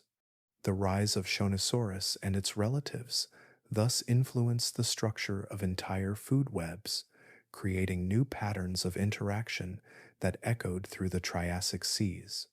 What is perhaps most remarkable about these animals is how they transformed the very nature of reptilian life in the water. For the first time, reptiles were not merely hunters or scavengers, they had become the marine equivalents of whales, vast and powerful creatures capable of shaping ecosystems through their sheer presence. Their migrations likely stretched across thousands of kilometers, linking distant regions of the Panthalassa and Tethys seas in ways that smaller species could not. In time, even larger ichthyosaurs would emerge, pushing the boundaries of size still further. Yet Shonosaurus remains one of the earliest and most iconic examples of this evolutionary leap. Its bones, preserved in ancient seafloor sediments, tell a story of transformation, of how life can reinvent itself on a monumental scale when opportunity and environment align. These leviathans remind us that the oceans have always been a stage for giants, from the colossal ichthyosaurs of the Triassic to the great pliosaurs of the Jurassic and the baleen whales of the modern world. The path toward vast size is one evolution has walked many times. It is a strategy that speaks to abundance, endurance, and the power of scale, a quiet dominance over the largest and most mysterious realm on Earth. With the engineering solved, Nothosaurs tuned it for silence. Their power lived in the single second when water, muscle, and timing aligned. Along the warm, shallow margins of the Triassic seas, they became the patient assassins of their age. These reptiles were not built to chase prey across vast distances or overpower with brute strength. They were sculpted by evolution for one thing above all else: the art of the sudden strike. Nothosaurs, typically 2 to 3 meters long, occupied a world of rocky reefs, sandbars, and kelp-draped shallows where the water shimmered with light and life. These environments were filled with places to hide and narrow passages where prey was funneled into predictable paths. Nothosaurs turned these conditions into opportunities. They did not rush or roam. They waited, motionless and silent, suspended in the water column or tucked among rocks where currents flowed gently. Their entire hunting strategy hinged on remaining undetected until the last possible moment. The key to their success lay in the mechanics of their bodies. Their tails, though not massive, were powerfully muscled and capable of delivering explosive bursts of acceleration. A single sweep could launch a nothosaur forward with startling speed, propelling it from stillness into motion faster than many prey animals could react. This tail-driven burst was often the first stage of an attack, a sudden surge that closed the distance in a heartbeat. Once in range, their necks came into play. Nothosaurs possessed a series of highly flexible cervical vertebrae that allowed for rapid, precise movements of the head. This meant that they could adjust their strike trajectory even as they lunged, compensating for last-second attempts at escape. The combination of tail power and neck flexibility gave them the ability to deliver a strike that was both fast and surgically accurate. Their jaws were no less specialized. The skulls of Nothosaurs show elongated lever arms and expanded muscle attachment sites around the temporal fenestrae openings in the skull that anchored strong jaw-closing muscles. This anatomical setup allowed them to snap their jaws shut with great speed and precision. Their teeth were slender, conical, and interlocking, a perfect design for seizing slippery prey like fish and squid. Some skulls show slight downward curves at the tips of the snout, an adaptation that improved grip and minimized the chance of prey wriggling free once caught. The entire approach to the strike was engineered for stealth. By keeping their bodies aligned and minimizing movement before the attack, Nothosaurs created very little turbulence in the water. This low-wake approach allowed them to get close without triggering the pressure-sensitive lateral line systems of fish. The first hint of danger their prey often received was the sudden snap of jaws closing around them. Fossil evidence reveals that their ambushes were often successful. Stomach contents preserved in some specimens show remains of small fish, soft-bodied cephalopods, and occasionally shelled organisms, suggesting that they adapted their prey choices to local conditions. The presence of crushed ammonite shell fragments in some individuals hints that certain Nothosaurs even developed strategies to handle harder prey, perhaps by striking them against rocks or swallowing them whole and relying on stomach acids to dissolve the shells. Their role as ambush predators did not only shape their prey, it also influenced the behaviors of other species within the ecosystem. Fish in regions with dense Nothosaur populations may have evolved tighter schooling behavior, while cephalopods likely developed more sophisticated camouflage and faster escape reflexes. Even smaller reptiles would have had to navigate these shallows with caution, knowing that danger could be lurking just beneath the surface. But the fossil record also reveals that the danger was not always directed outward. Evidence of intraspecific combat fights between members of the same species appears in the form of healed bite marks on skulls and neck vertebrae. These injuries suggest that Nothosaurs sometimes engaged in fierce battles, possibly over territory or mates. The locations of these wounds, often near the head and limbs, imply targeted attacks rather than random scuffles. Juvenile specimens with similar injuries indicate that aggressive behavior may have been part of their lives from a young age. The shallow coastal environments they dominated provided the perfect conditions for their strategy. These waters, rich in prey and full of hiding places, allowed Nothosaurs to make the most of their stealthy approach. They likely positioned themselves near choke points, where tidal flows concentrated schools of fish, or beneath overhangs where shadows masked their presence.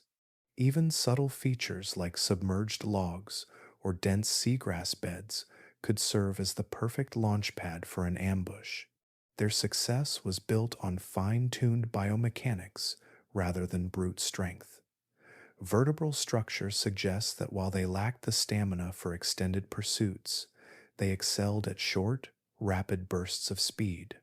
The arrangement of their jaw muscles shows an emphasis on quick closure rather than sustained crushing power, and their flexible necks provided the fine control needed to adjust an attack in fractions of a second.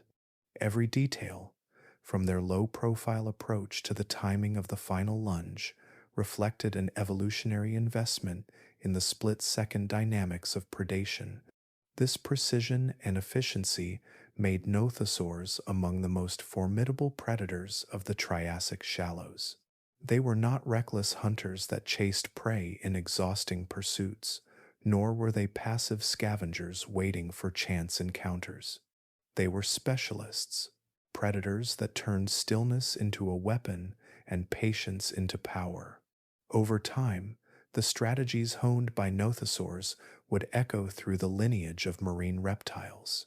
Their descendants, the Plesiosaurs, would refine the art of the ambush further, using elongated necks and even greater precision to strike from a distance.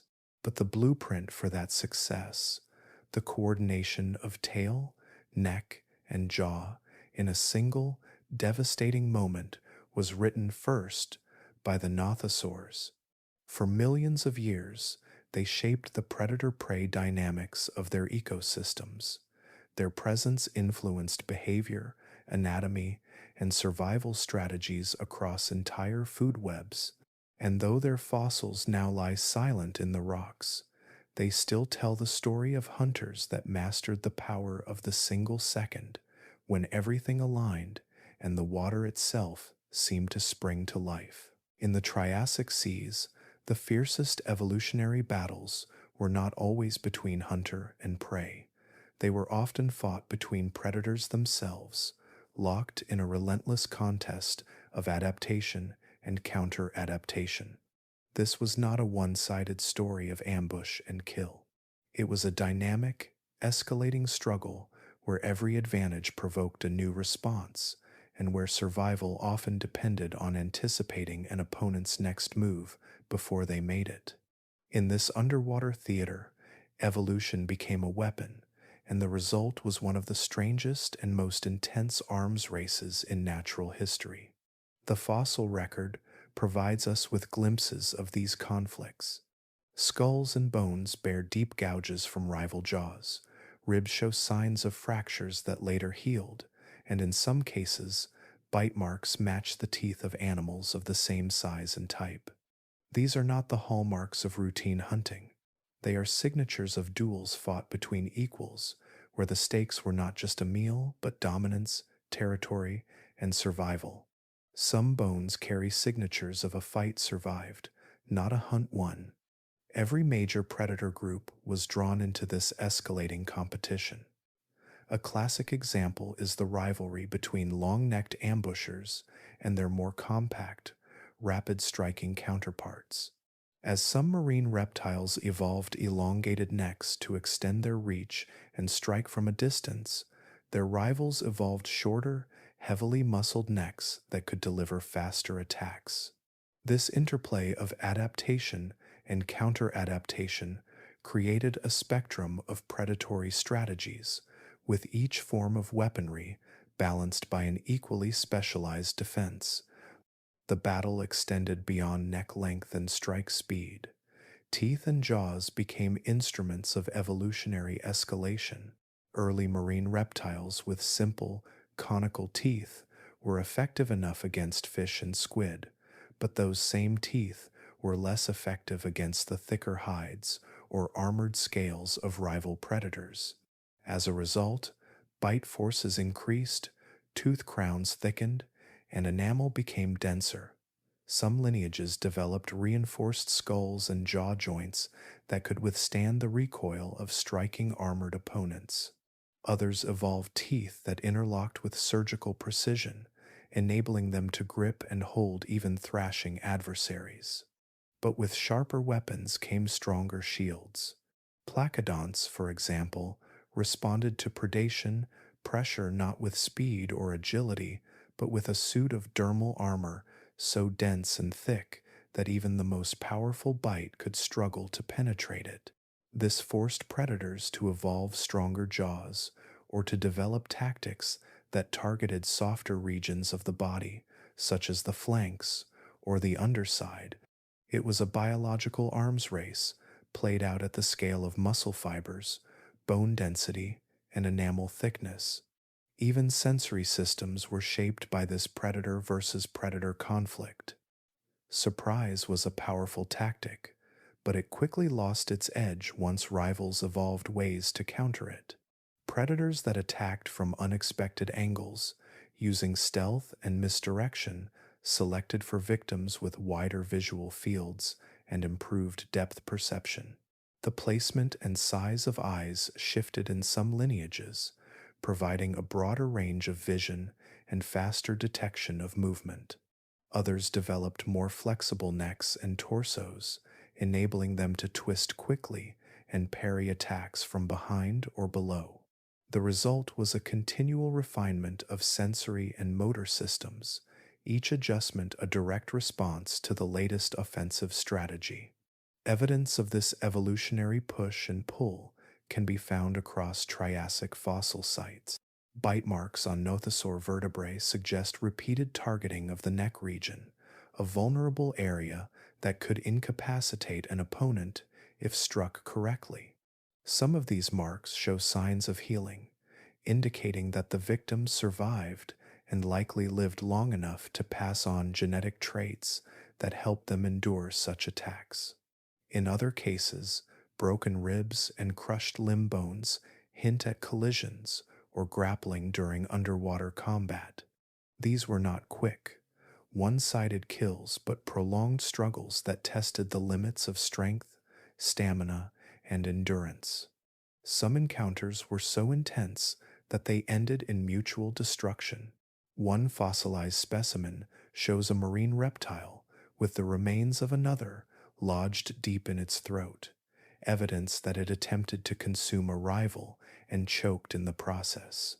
Other fossils preserve juveniles with bite scars, suggesting that competition and aggression began early in life. Such behavior likely served not only as training for adulthood, but also as a way to establish social hierarchies long before sexual maturity. This evolutionary arms race also shaped the broader marine ecosystem.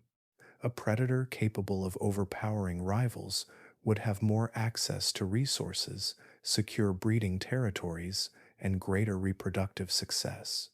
But as soon as one species gained an edge, others adapted in response. Faster swimmers forced their competitors to become more agile.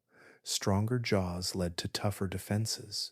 Expanded sensory ranges encouraged more sophisticated camouflage and stealth tactics. Each evolutionary innovation rippled outward, reshaping the dynamics of entire food webs. The consequences of these ancient rivalries extended far beyond the Triassic. The evolutionary pressures that forged stronger jaws, heavier armor, and sharper senses laid the groundwork for the apex predators of future eras. The Plesiosaurs of the Jurassic, with their massive skulls and crushing bites, were heirs to this arms race. The Mosasaurs of the Cretaceous, swift and hyper-agile hunters, were shaped by the same selective pressures that once governed Triassic seas. Even modern ocean predators from orcas, coordinating complex attacks, to sharks developing specialized teeth for cutting through tough hide, reflect the legacy of this age-old struggle. These battles were fought across all environments, from the open waters where ichthyosaurs clashed in high-speed confrontations to the coastal shallows where Nothosaurs and Thalattosaurs wrestled over territory. In deeper, darker waters, some predators evolved specialized vibration sensing abilities to track rivals by movement alone, adding yet another layer of complexity to the contest. Wherever life existed, competition followed, and every adaptation had an answer waiting. In the end, the Triassic oceans were not ruled by a single winner. They were shaped by a cycle of challenge and response, a ceaseless dialogue written into the bones and teeth of the creatures that lived there. A longer neck prompted a quicker strike, a heavier carapace invited a stronger bite, a stealthier attack demanded sharper senses. Over millions of years, this back and forth sculpted animals into forms that were faster, tougher, smarter, and more resilient than their ancestors could ever have been. The scars they left behind, the punctured vertebrae, the healed fractures, the shattered teeth tell the story of an ancient evolutionary arms race that had no final victor. It was not just about who could kill or who could survive, but about how each shaped the other in an endless cycle of adaptation. In that contest, evolution itself was the ultimate winner, weaving complexity and innovation into the very fabric of life beneath the Triassic seas. By the late Triassic, the marine reptiles that once stalked coastlines had begun to experiment with new and increasingly specialized designs. Among the most extraordinary of these experiments was the rise of the Plesiosaurs, a lineage that took a familiar trait from their Nothosaur ancestors and pushed it to evolutionary extremes. The result was not simply a predator with a longer reach, but a fundamentally new kind of hunter. With their sweeping necks and rebalanced bodies, plesiosaurs rewrote the rules of life in the sea, and their innovations would shape marine ecosystems for more than 100 million years. The transition from Nothosaur to plesiosaur was gradual, shaped by countless incremental changes over millions of years. Early forms still shared much with their ambush hunting forebears, but their proportions shifted dramatically as vertebrae multiplied and bodies adapted to accommodate an entirely new mode of life. Neck vertebrae became more numerous and more specialized, with some early plesiosaurs possessing over 30 elongated bones. These changes were not mere exaggerations of form. They imposed significant engineering challenges and required complex anatomical solutions to remain viable. One of the most important consequences of this transformation was the balance between reach and rigidity. Extending the neck increased the predator's hunting envelope, allowing it to strike at prey over a broader radius without repositioning its entire body. But elongation also introduced structural problems. A neck of such length risked bending or twisting under water resistance.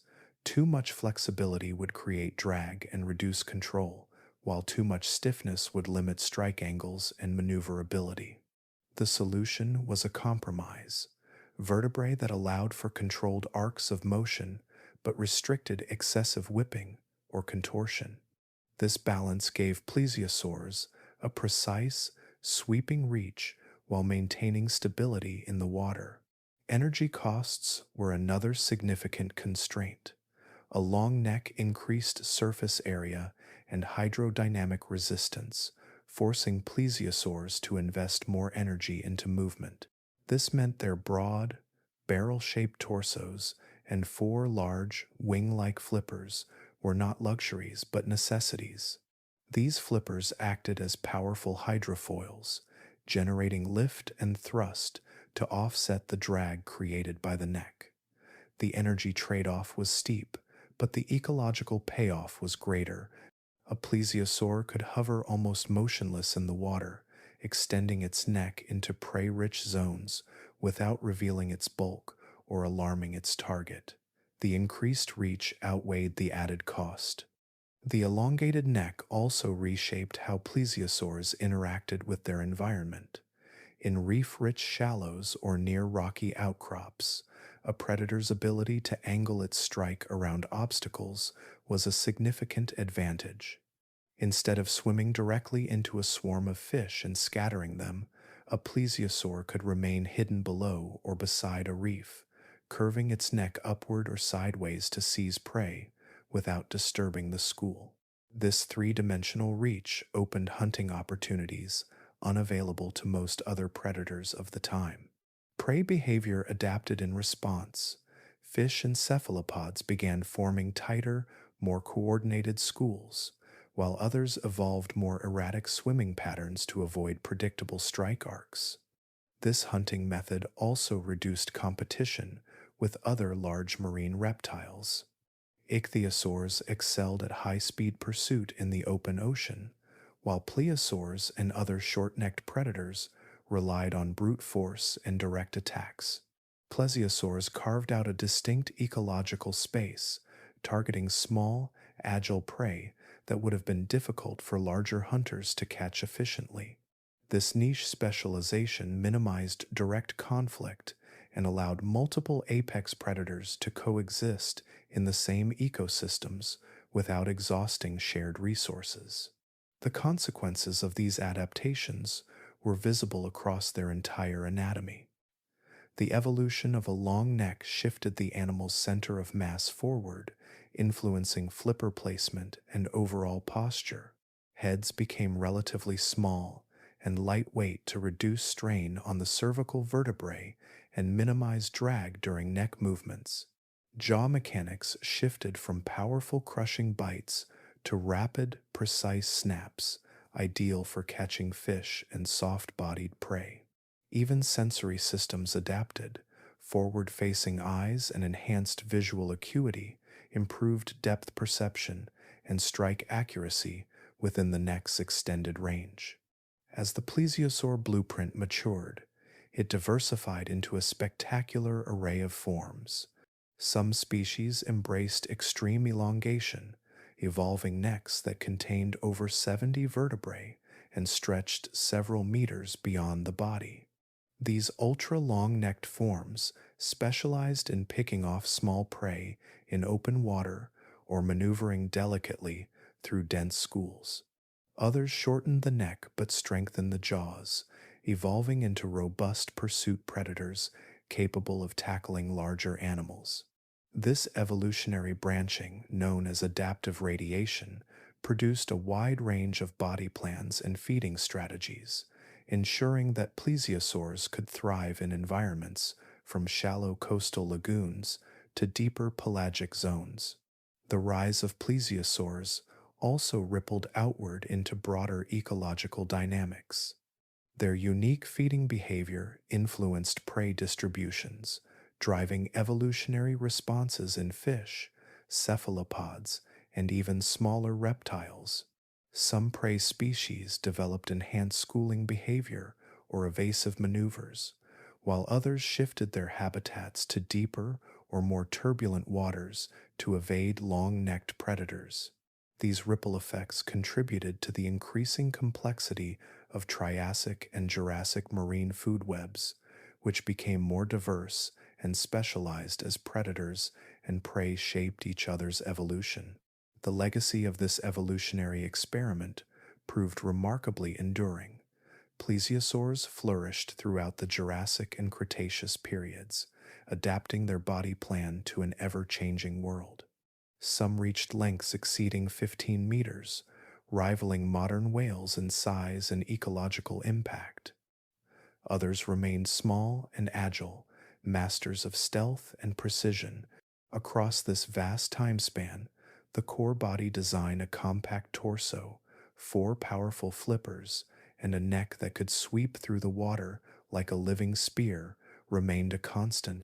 What began as an anatomical gamble in the late Triassic became one of the most successful marine adaptations in Earth's history. The long-necked revolution reshaped not only the bodies of plesiosaurs, but also the behavior of the creatures around them and the structure of the ecosystems they inhabited. It was a reminder that evolutionary innovation is not only about creating new tools, but also about mastering their consequences, balancing trade-offs, reshaping interactions, and transforming entire environments in the process. Millions of years after they first appeared, plesiosaurs still stand as icons of evolutionary ingenuity. Their distinctive form, born of countless compromises and adaptations, remains one of the most striking silhouettes in the fossil record, and their story shows how a single anatomical change, refined and reimagined across deep time, can ripple outward to redefine the dynamics of life in the oceans. Along the warm, shallow coasts of the Triassic world, where sunlight danced across turquoise water and life pulsed through every current, a new kind of marine reptile emerged. They were not the colossal giants of the open ocean, nor the long-necked ambushers that lurked in shadowy depths. They were smaller, faster, and far more agile creatures built for relentless motion and precision hunting. These were the Mixosaurs, early ichthyosaurs that mastered the art of speed and coordination long before dolphins ever appeared on Earth. Mixosaurs rarely exceeded a few meters in length, yet their design was optimized for pursuit. Their bodies were streamlined into hydrodynamic torpedoes, minimizing drag and maximizing efficiency as they sliced through coastal waters. Crescent-shaped tails provided powerful thrust, propelling them forward in explosive bursts, while paddle-like limbs acted as stabilizers, allowing sharp turns and rapid directional changes. Their long, tapered snouts were lined with rows of conical teeth, perfect for grasping slippery fish, and their narrow, lightweight skulls enhanced maneuverability, all adaptations that made them among the most nimble hunters of their age. The environment they inhabited was a demanding one. Coastal waters were rich in life, but full of competition.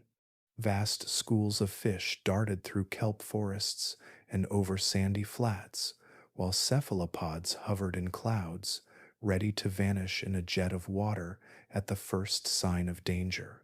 Prey could scatter in a heartbeat, and tides constantly reshaped the hunting grounds. To survive here, predators needed more than power. They needed speed, agility, awareness, and the ability to react instantly to a changing world.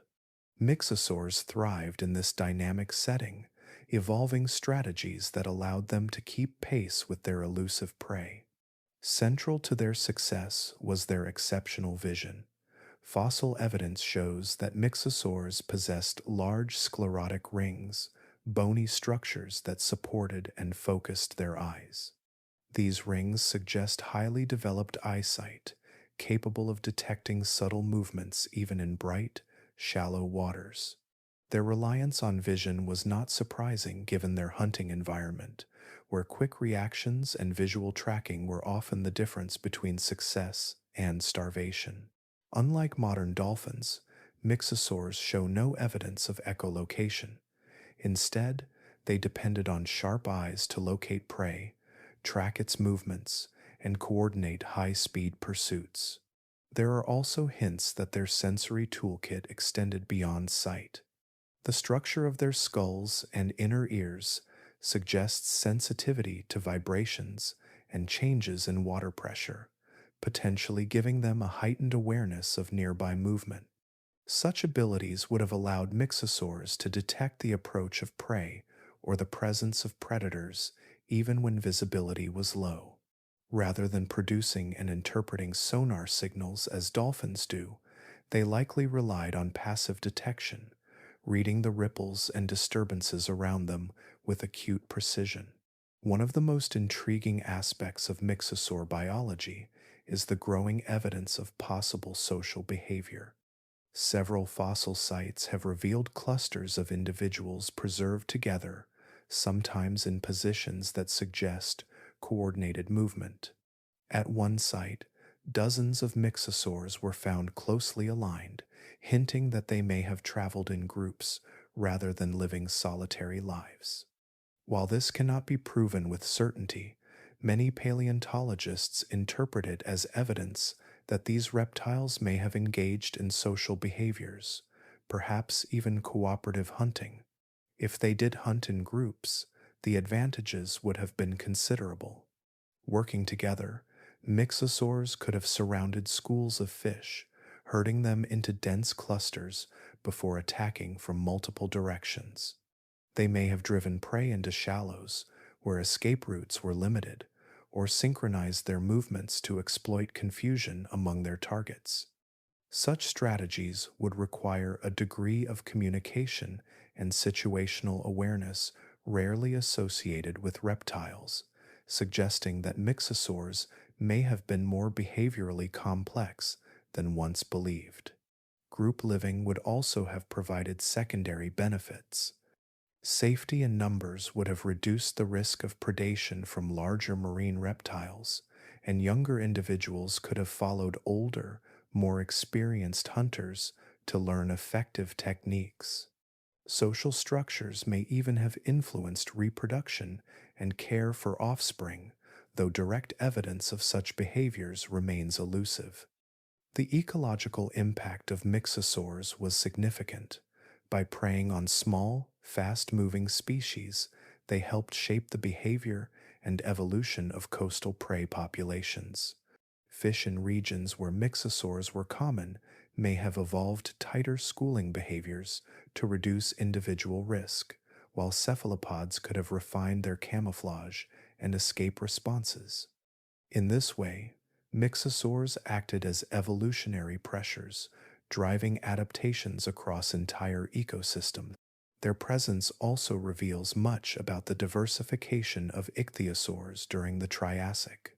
While some members of the group evolved into massive, deep-diving leviathans, others, like mixosaurs, filled different niches, specializing in agility, speed, and precision hunting in shallower waters. This diversification reflects the remarkable evolutionary flexibility of ichthyosaurs and shows how marine reptiles were already exploring a wide range of ecological roles long before the rise of modern marine mammals. The fossil record, though incomplete, paints a vivid picture of these agile hunters.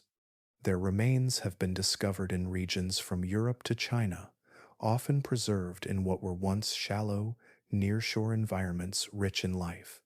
These sites capture moments from a world where small, coordinated predators zipped through the water in pursuit of darting fish, their movements a blur of speed and strategy. Each skeleton offers a glimpse into an evolutionary experiment that proved enormously successful, laying the groundwork for future marine hunters that would refine these traits even further.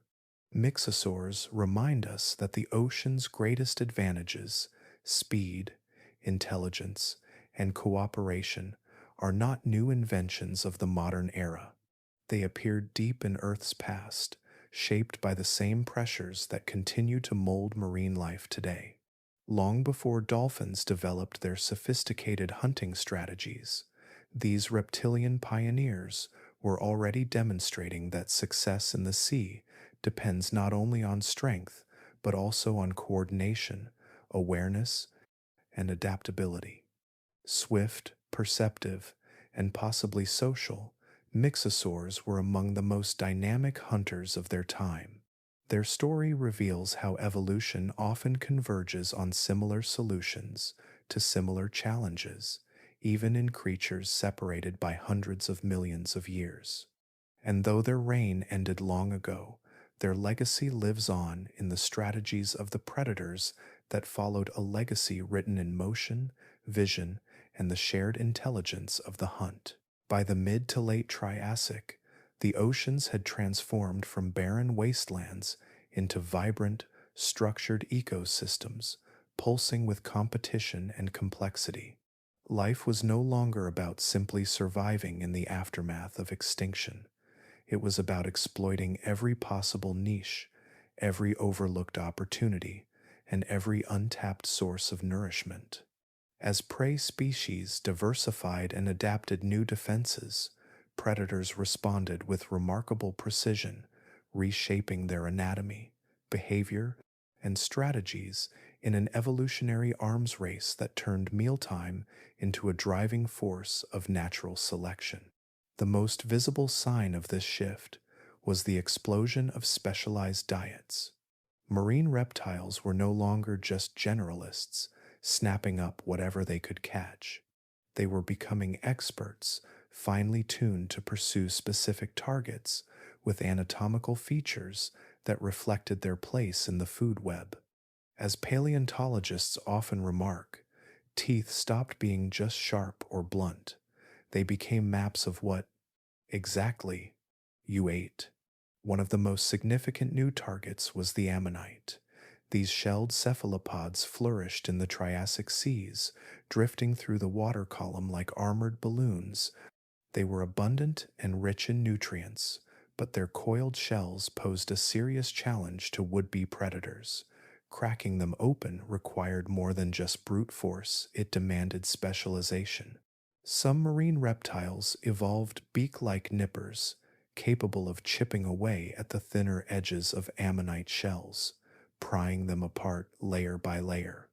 Others took a different path, evolving deep, conical teeth and powerful jaws that could grip and twist, wrenching the shells open with rotational force rather than direct crushing. Each approach reflected a distinct solution to the same evolutionary puzzle. But ammonites were only one piece of the puzzle. Crustaceans, armored fish, and shelled mollusks proliferated along the seafloor, presenting their own challenges. Rather than relying on massive, crushing jaws like those seen in Placodonts, many reptiles evolved subtler adaptations. Some species developed rows of small, chisel-like teeth designed to split open thinner shells with surgical precision. Others evolved elongated, narrow snouts equipped with fine, needle-like dentition, ideal for probing into crevices and extracting hidden prey such as crabs or shrimp. A few even developed clawed forelimbs, suited for prying shells loose from rocks, before using their jaws to finish the job. Coral reefs, which had re-emerged as ecological hotspots after the Great Dying, became focal points for this new wave of specialization. These complex habitats provided shelter for countless small animals, and predators evolved accordingly. Some reptiles developed flattened teeth with roughened surfaces that acted like natural files, allowing them to chip away at coral or scrape algae-coated surfaces for the tiny crustaceans living there. Others took on the role of crevice probers, extending long, slender skulls deep into branching coral to reach prey hiding far out of reach of less specialized hunters. These adaptations were not just anatomical, they were behavioral as well. Predators began tailoring their strategies to the defensive behaviors of their prey. Species that hunted ammonites might wait patiently near the seafloor and strike from below, targeting the vulnerable underside of the shell. Those feeding on coral-dwelling invertebrates might patrol reefs in predictable circuits, probing every crevice for hidden meals. Some reptiles specialize so narrowly that a sudden drop in their preferred prey could threaten their survival, a vulnerability that highlights both the power and the risk of extreme specialization.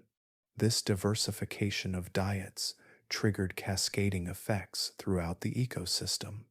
When a particular prey group flourished, it could spark an increase in the number of predators adapted to exploit it. Conversely, if that prey group declined due to climate shifts, ocean chemistry changes, or overpredation, entire predator lineages might dwindle or disappear. Fossil records reveal such trophic cascades in striking detail.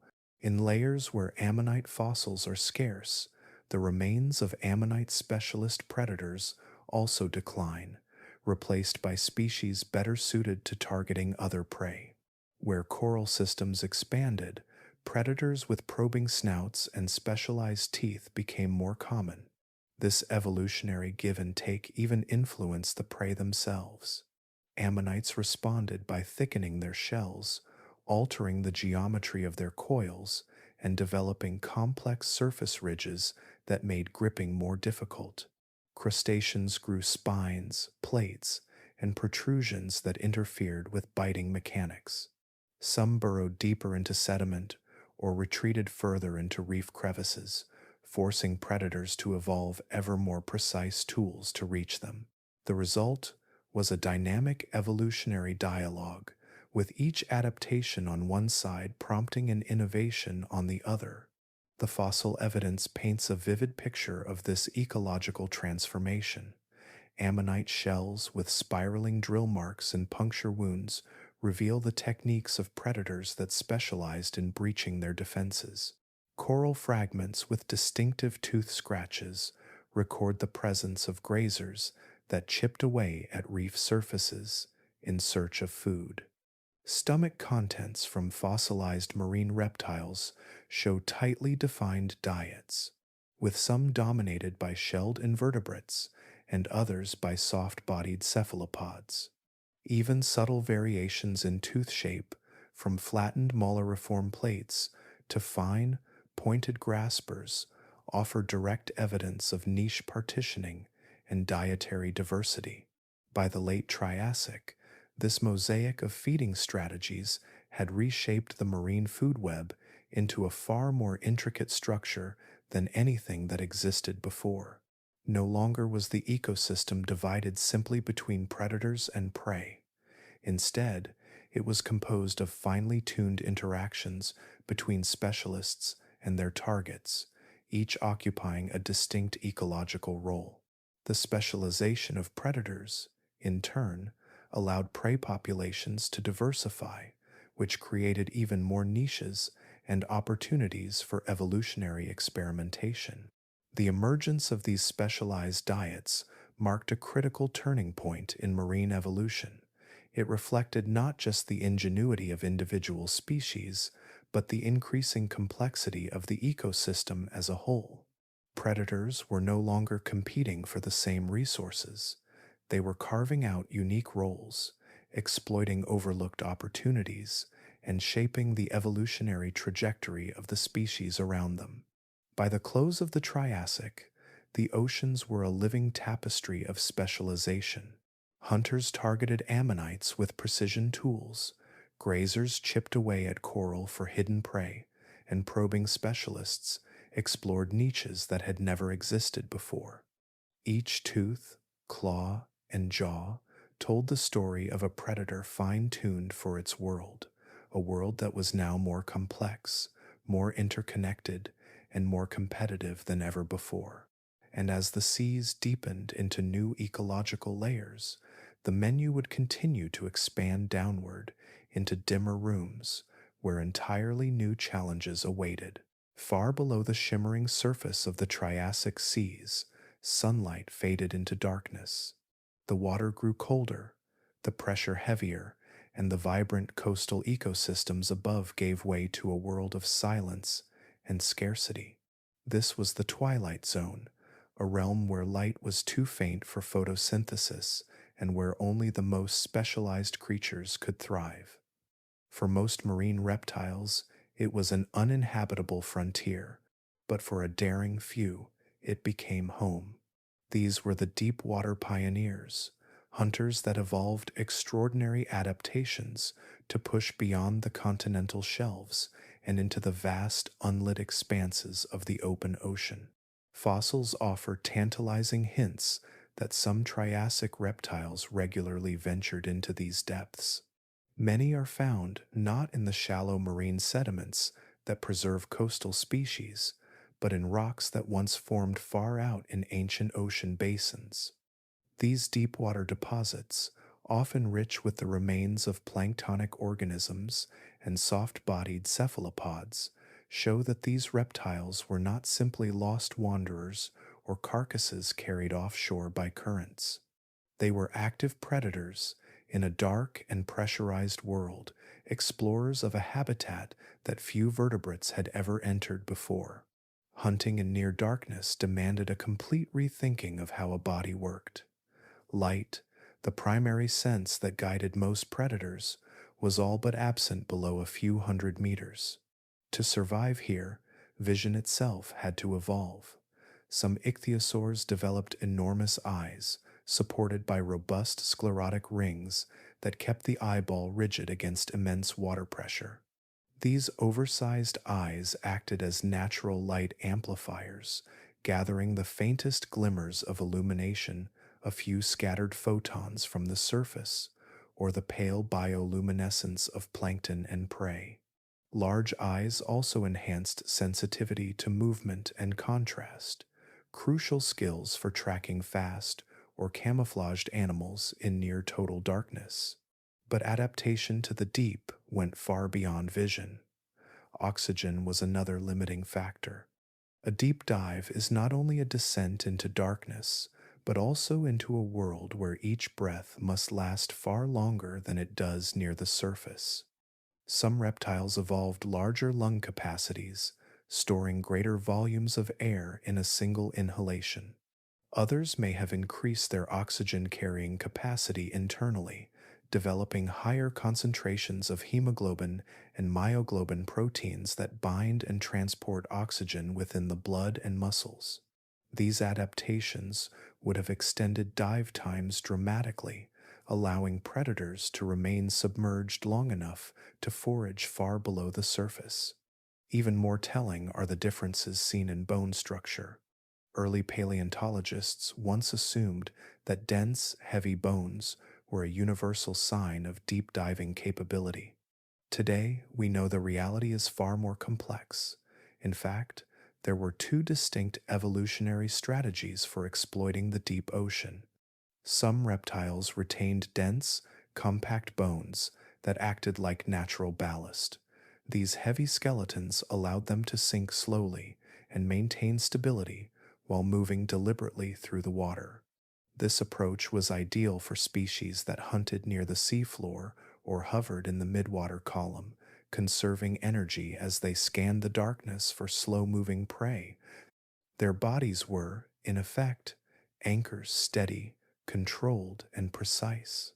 Others took a very different route. Instead of dense skeletons, they developed internally lightened, remodeled bones that reduced weight and increased buoyancy.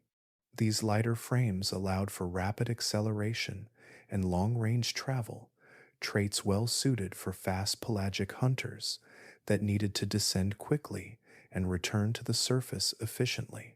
Such animals could make deep excursions into the water column, chasing agile prey or traveling between hunting grounds. Their bodies were arrows, built for speed and distance rather than stability. As one paleontologist has described it, some bodies were anchors, some were arrows. Where you hunted decided which you became. The demands of deep diving shaped more than just skeletons and lungs. The distribution of muscle mass, the structure of the circulatory system, and even metabolic rates may have been influenced by the challenges of life at depth. Larger body size, for example, conferred a significant advantage. Big animals lose heat more slowly and can store more oxygen relative to their metabolic needs, extending both dive depth and duration. It is no coincidence that some of the largest ichthyosaurs, including individuals over 15 meters long, show evidence of deep water adaptations. Their immense size, combined with efficient, streamlined bodies, would have allowed them to glide effortlessly through the cold, dense waters of the abyss. The behavior of these animals likely reflected their unique environment.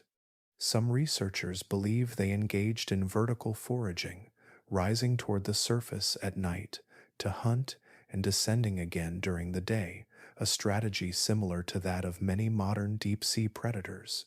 Others may have specialized in ambushing slow, soft-bodied prey like deep-dwelling cephalopods, which themselves followed daily migrations into and out of the twilight zone. Stomach contents and wear patterns on teeth support this view, revealing diets focused on elusive, gelatinous prey rather than the hard-shelled animals common in coastal waters. Even their sensory systems may have evolved in subtle but significant ways. While eyesight remained crucial, some species could have relied on an enhanced sensitivity to pressure changes or water vibrations, much like the lateral line system in modern fish. Such senses would have given them an edge in detecting prey or predators in the pitch-black depths, where sound and motion carry farther than light. The ecological consequences of this deep-sea expansion were profound.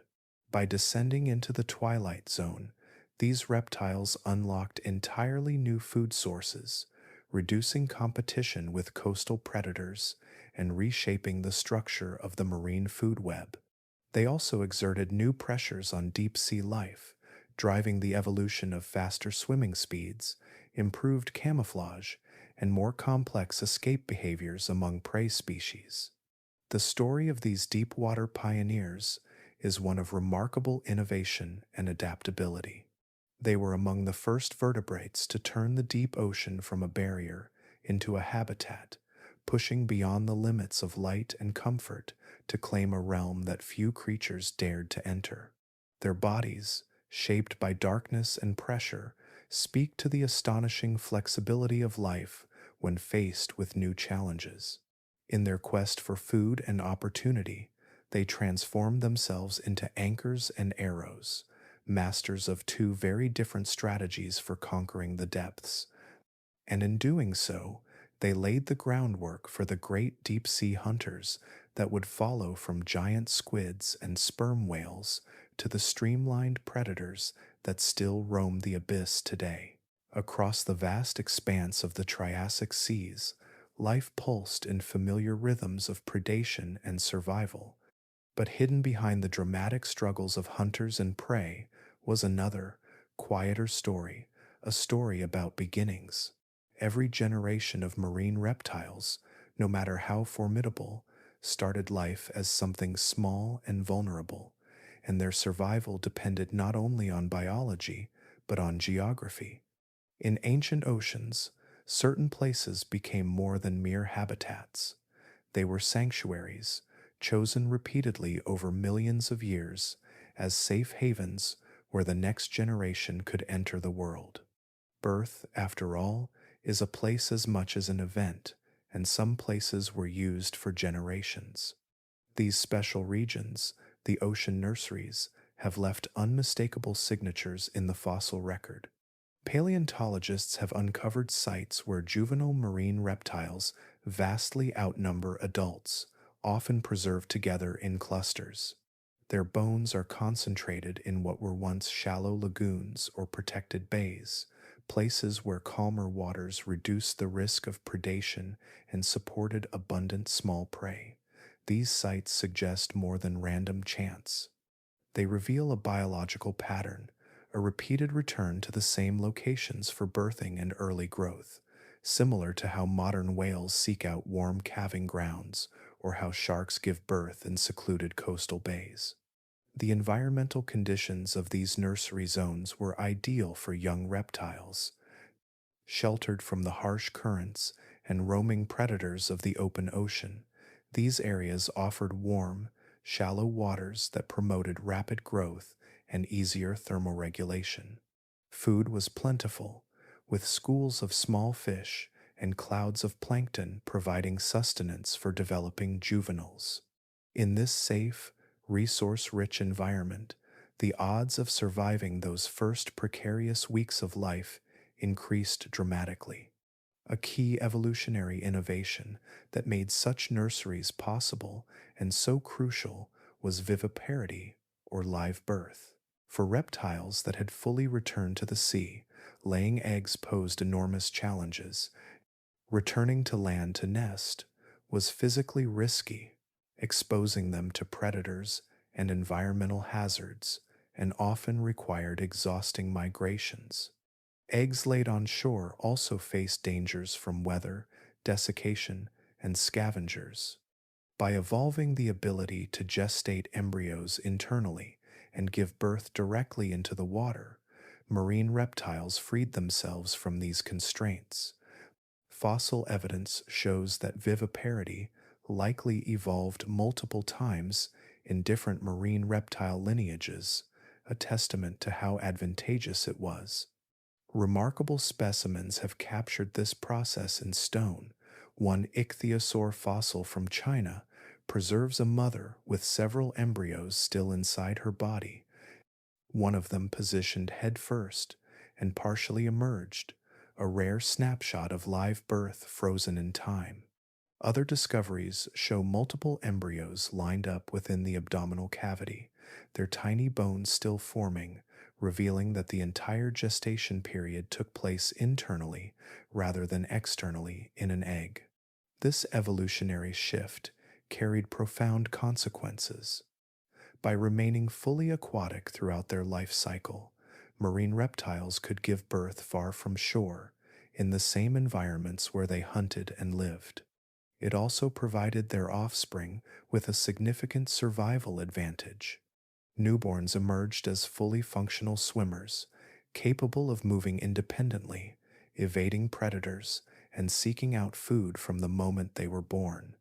Unlike terrestrial hatchlings that often require time to develop mobility or protective behaviors, these young were prepared for the challenges of marine life from their first breath. Live birth also allowed for new reproductive strategies beyond mere convenience. Internal gestation meant that mothers could migrate while pregnant, seeking out optimal birthing grounds far from their feeding territories.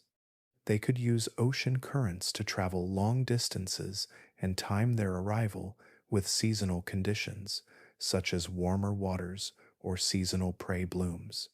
Some fossil evidence even suggests site fidelity, the repeated use of the same nursery regions over many generations.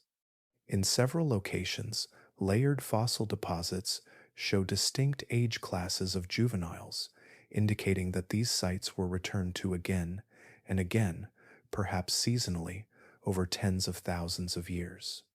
The evolutionary advantages extended beyond gestation itself. Carrying embryos within their bodies may have provided thermal buffering, protecting developing young from fluctuations in water temperature and helping maintain stable developmental conditions.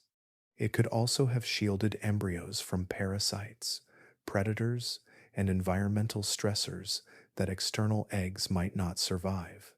In a world still recovering from mass extinction, where ecosystems were unpredictable and competition fierce, these advantages could mean the difference between extinction and continuity. Occasionally, the fossil record offers glimpses of even more remarkable reproductive adaptations. A few specimens show evidence of multiple embryos at different stages of development, suggesting that some species might have produced several offspring at once or even staggered their gestation cycles. Others reveal size variation among juveniles in nursery sites, hinting that young may have remained in these protected waters for extended periods, growing and learning before venturing into deeper, riskier habitats. These nurseries were not isolated oases. They were vibrant ecosystems shaped by the constant influx of new life. Swarms of juvenile reptiles would have stirred the waters, attracting predators to the edges of nursery zones. In turn, those predators helped regulate juvenile populations and influenced behaviors such as schooling, migration timing, and growth rates. The presence of so many young animals also affected the lower tiers of the food web, as small prey species evolved strategies to avoid intense predation pressure during birthing seasons. The patterns established in these Triassic nurseries echo across evolutionary history. Modern whales travel thousands of kilometers to reach protected lagoons, where they give birth in warm, predator-free waters. Sea turtles return to the same beaches where they hatched to lay their eggs, and sharks still rely on shallow coastal bays as nurseries for their young. These behaviors are not coincidences. They are part of a deep evolutionary legacy that stretches back to the first marine reptiles that learned to give birth in the sea. The story of these ocean nurseries is a reminder that evolution is as much about continuity as it is about change. The greatest adaptations are not always those forged in the heat of battle or the chase of a hunt. Sometimes they are written in the quiet persistence of mothers seeking safe waters, in the patient return to familiar shores, and in the tender vulnerability of newborn life. In those shallow, protected seas, the future of entire lineages was secured generation after generation as life renewed itself beneath the ancient waves. The rebirth of the Triassic seas did not begin with the roar of apex hunters or the sweep of colossal fins. It began quietly, invisibly, with life so small it could pass unnoticed through a grain of sand. In the aftermath of ancient upheaval, the foundations of the ocean were rebuilt from the bottom up as microscopic organisms slowly stitched together the threads of an ecological tapestry that would one day support the giants of the deep. At the base of this reconstruction were the plankton, these drifting, sun powered organisms, phytoplankton and zooplankton alike, converted sunlight and dissolved nutrients into living energy. Their numbers surged, forming vast, invisible pastures that rippled across the surface of the ancient seas. This explosion of planktonic life changed the chemistry of the water, replenishing oxygen and fueling the growth of primary consumers. With each bloom, the base of the food web strengthened, creating the conditions for more complex life above it. The first creatures to capitalize on this microscopic bounty were small filter feeders. Early bivalves, brachiopods, and tiny crustaceans thrived in the nutrient-rich waters, grazing endlessly on planktonic blooms. Their populations swelled, and with them came the next trophic step, the emergence of specialized predators that fed on these grazers. Each level built upon the last, forming a biological staircase from the unseen to the immense. One of the most important players in this newly flourishing system were the ammonites. Once nearly extinguished, these coiled cephalopods rebounded with astonishing diversity. They radiated into an array of forms and ecological roles, from small, agile species that darted through the upper water column to larger, heavily ornamented varieties that drifted in deeper waters.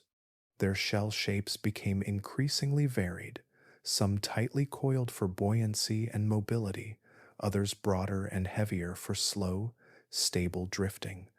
This explosion of ammonite diversity transformed them into a keystone mid-tier group. They consumed crustaceans, planktonic larvae, and other small prey, and in turn became a primary food source for larger marine reptiles, early sharks, and predatory fish. The rise of ammonites symbolized a crucial stage in the rebuilding of the marine food web. They formed a living bridge between the microscopic producers at the bottom and the apex predators at the top. Their sheer abundance allowed larger hunters to become more specialized and predictable, shaping the dynamics of predator-prey relationships throughout the Triassic seas.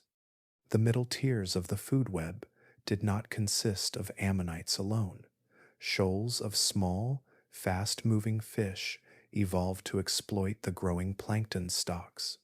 Cephalopods without shells, ancestors of modern squid, became agile hunters of the midwater zones. Even reef ecosystems, which had been fragile and fragmented, began to recover and expand. Early coral and sponge communities formed patchworks across the seafloor, creating refuges and breeding grounds for countless species. These reef oases supported dense populations of invertebrates, crustaceans, and juvenile vertebrates, further stabilizing the middle of the food web and feeding larger predators above. As the mid-tier structure grew more intricate and reliable, it provided a foundation upon which apex predators could fully evolve into specialized roles. Streamlined ichthyosaurs mastered the art of pursuit, chasing swift fish and darting ammonites across open waters. Nothosaurs, lurking along coastlines and shallow seas, honed their stealth and ambush tactics to perfection. Placodonts exploited the surge in shelled invertebrates, evolving powerful jaws capable of cracking through even the most formidable armor. These predators no longer lived opportunistically on whatever they encountered. The abundance and predictability of prey allowed them to evolve targeted hunting strategies and finely tuned morphologies. The presence of these apex predators, in turn, created powerful top-down forces that shaped the entire ecosystem. By keeping populations of herbivores and mid-level predators in check, they prevented any one species from dominating the food web.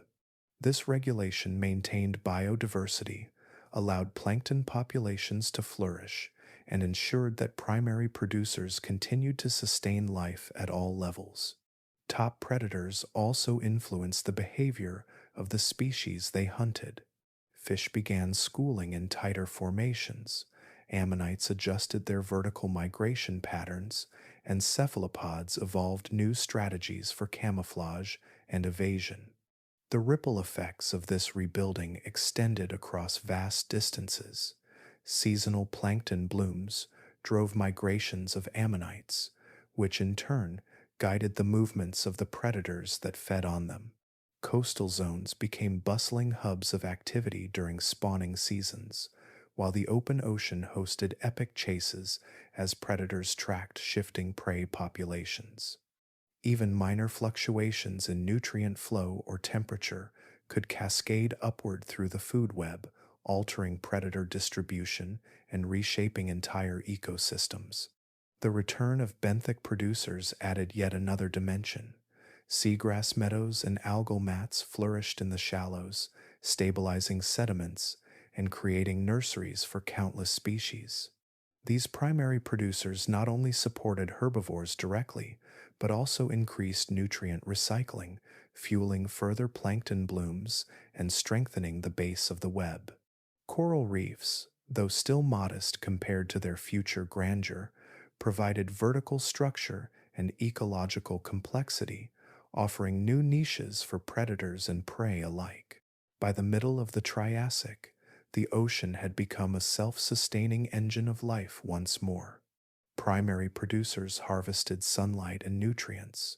Small grazers converted that energy into flesh. Ammonites and cephalopods turned it into motion and mobility, and apex predators transformed it into power. Every tier was connected, and each depended on the stability of those below. The result was a highly dynamic, resilient ecosystem, one capable of absorbing disturbances, adapting to change, and supporting the rise of ever more specialized forms of life. This story of reconstruction is not merely one of growth, but of interdependence. The giants that dominated the Triassic seas owed their existence to the plankton that floated unseen beneath them. The ammonite swarms that fed countless predators were themselves sustained by the invisible chemistry of sunlight and nutrient flow. From the smallest organisms to the mightiest hunters, life was bound together in a single, continuous chain. In the grand arc of evolution, the rise of this food web was more than a return to abundance. It was a reweaving of the biological fabric of the ocean, tighter and stronger than before. It set the stage for the Triassic's flourishing marine ecosystems and laid the groundwork for even greater radiations of life in the ages that followed. From the tiniest drifting cells to the swiftest predators, the sea had built itself anew, layer by layer, until once again it pulsed with complexity and life. Long before the continents scattered into their modern arrangement, Earth's map was dominated by one vast supercontinent, Pangaea. It stretched from pole to pole and covered much of the planet's surface, leaving a single immense ocean, Panthalassa, to wrap around it.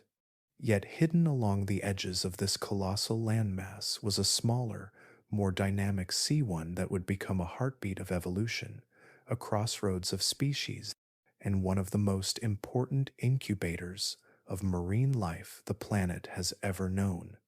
This was the Tethys Sea. The Tethys was not simply a stretch of water between continents. It was a corridor, a vast equatorial passageway that separated the northern and southern halves of Pangaea and linked distant regions across thousands of kilometers. It extended from the area that would one day become the Mediterranean, through the Middle East and Central Asia, and out toward the Proto-Pacific. Unlike the deep, featureless expanses of Panthalassa, the Tethys was a patchwork of continental shelves, island arcs, inland basins, and shallow seaways. This complex geography, combined with its warm, tropical position, created an environment uniquely suited to nurturing biodiversity on a grand scale. The sea's location along the equator bathed it in constant sunlight, and its shallow continental shelves teemed with nutrients from river systems draining the supercontinent's interior. These conditions fueled explosive plankton blooms, which in turn supported dense populations of invertebrates, ammonites, and fish. The abundance of food climbed upward through the trophic layers, feeding predators and opening countless ecological niches. The Tethys was, quite literally, an evolutionary greenhouse, but the true engine of its dynamism lay beneath the surface, where Earth's crust was in motion. Pangaea was slowly breaking apart, driven by the immense forces of plate tectonics. As rifts opened and continents shifted, the shape and size of the Tethys changed constantly. Vast stretches of continental shelf were exposed and submerged again. Island chains rose from the seafloor, forming natural stepping stones that allowed species to migrate and intermingle. Expanding seaways connected previously isolated regions, while new barriers created opportunities for populations to diverge and evolve independently. This shifting geography created evolutionary pressure on a grand scale. Populations, separated by new basins, adapted to different environments, evolving into distinct species. When seaways later reconnected, these divergent lineages met again, often competing, hybridizing, or reshaping entire ecosystems. These cycles of isolation and reconnection fueled bursts of innovation, producing extraordinary diversity in relatively short geological timescales. The Tethys was not just a birthplace for new species, but also a vast biological highway. Its broad, warm waters served as corridors that connected distant ecosystems. Marine reptiles that evolved in what is now East Asia could migrate westward into European seas. Species from the western margins could spread east, colonizing new habitats as they went. This faunal mixing accelerated evolution even further, exposing organisms to new predators, competitors, and prey. It also facilitated the spread of successful body plans, allowing some lineages to dominate across thousands of kilometers of ocean. The geological record preserves striking evidence of this evolutionary engine. Fossil-rich formations, known as Lagerstätten, exceptional deposits that preserve entire ecosystems in remarkable detail, offer windows into life in the Tethys. These fossil sites are scattered across regions that were once part of its ancient shoreline, from the mountains of China to the limestone peaks of the Alps. In these rocks, scientists have found not just skeletons of ichthyosaurs, placodonts, and nothosaurs, but also traces of soft tissues, stomach contents, and even the delicate remains of their prey. These extraordinary discoveries allow paleontologists to reconstruct entire food webs and trace how species interacted, competed, and evolved within this vibrant marine realm. Some of the most revealing fossil sites come from the eastern reaches of the Tethys in what is now southwestern China. These deposits show a remarkable diversity of marine life, from swift ichthyosaurs to heavily armored placodonts, from delicate ammonites to early fish species. They reveal ecosystems in which predators and prey were locked in constant evolutionary arms races, driving each other toward new adaptations. Meanwhile, fossil beds in what is now Italy and Switzerland capture life in different environments along the sea's western margins. There, broad continental shelves supported diverse communities of shellfish grazers, reef dwellers, and specialized hunters, each exploiting the ecological opportunities created by the sea's shifting geography. The Tethys also played a critical role in shaping global marine circulation and climate. As tectonic changes widened the seaway and connected it to surrounding basins, it influenced the flow of ocean currents and the distribution of nutrients. These changes affected productivity across entire oceanic regions, linking distant ecosystems and contributing to the stability and complexity of marine food webs worldwide. By the later Triassic, the Tethys had become more than a corridor. It was a dynamic crucible of evolution. Its expanding shelf seas offered room for ecological experimentation. Its island chains provided migration routes and refuges. Its shifting coastlines created cycles of isolation and reconnection that fueled speciation. And its faunal exchanges enriched biodiversity on a planetary scale. The evolutionary experiments conducted in its waters did not end with the Triassic. Many of the lineages that first diversified there would go on to dominate the Jurassic and Cretaceous seas, shaping marine ecosystems for tens of millions of years to come. The legacy of the Tethys is still visible today, etched into the rocks that once lined its shores and recorded in the fossils of creatures that swam its ancient waters. It was a place where geography and biology danced together, where continents tore apart and life responded with creativity and resilience. It was a sea that connected worlds, mixed species, and accelerated the tempo of evolution. Zoom in along these margins, and you find worlds within worlds, smaller theaters of adaptation and ecological complexity that continued to shape life in ways even more intricate. But those details belong to the next chapter, where the stage narrows and the story of evolution unfolds in miniature. Along the sunlit margins of the Tethys Sea, where tides met river mouths and shifting sands sculpted sheltered basins, lay some of the most dynamic and biologically rich habitats of the Triassic world. These were the coastal lagoons, shallow, protected pockets of water that pulsed with life and variability. They were neither fully marine nor entirely freshwater, neither stable nor entirely chaotic. Instead, they were ever-changing arenas of evolution where environmental fluctuations shaped physiology, behavior, and entire ecosystems.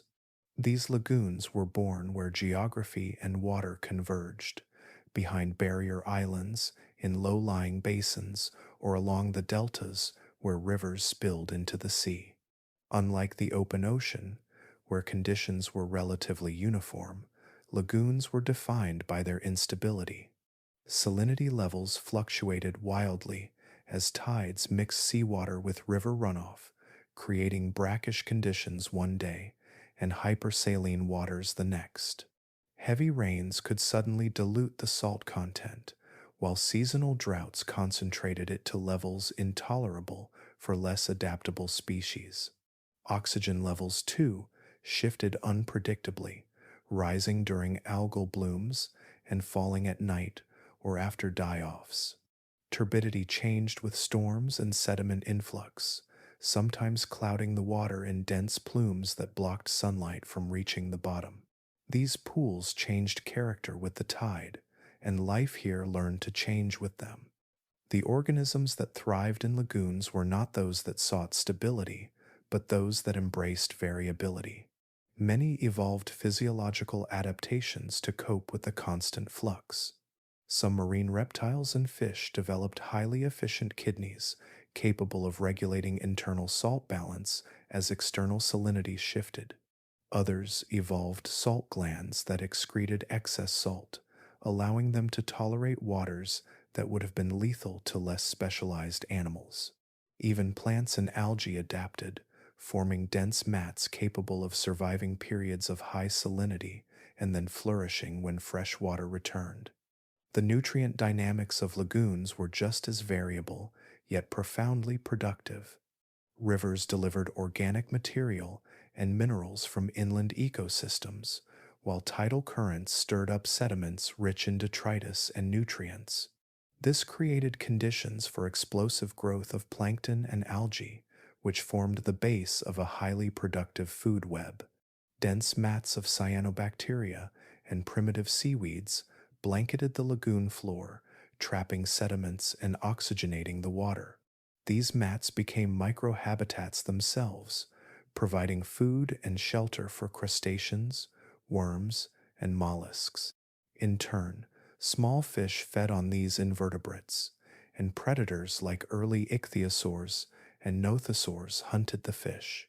For many marine reptiles, lagoons offered something the open ocean could not: safety and predictability for reproduction. Fossil evidence from lagoon sediments frequently reveals concentrations of juveniles, far more than would be expected in typical marine deposits. These clusters suggest that lagoons served as nursery zones where young reptiles could grow relatively free from the large predators that dominated offshore waters.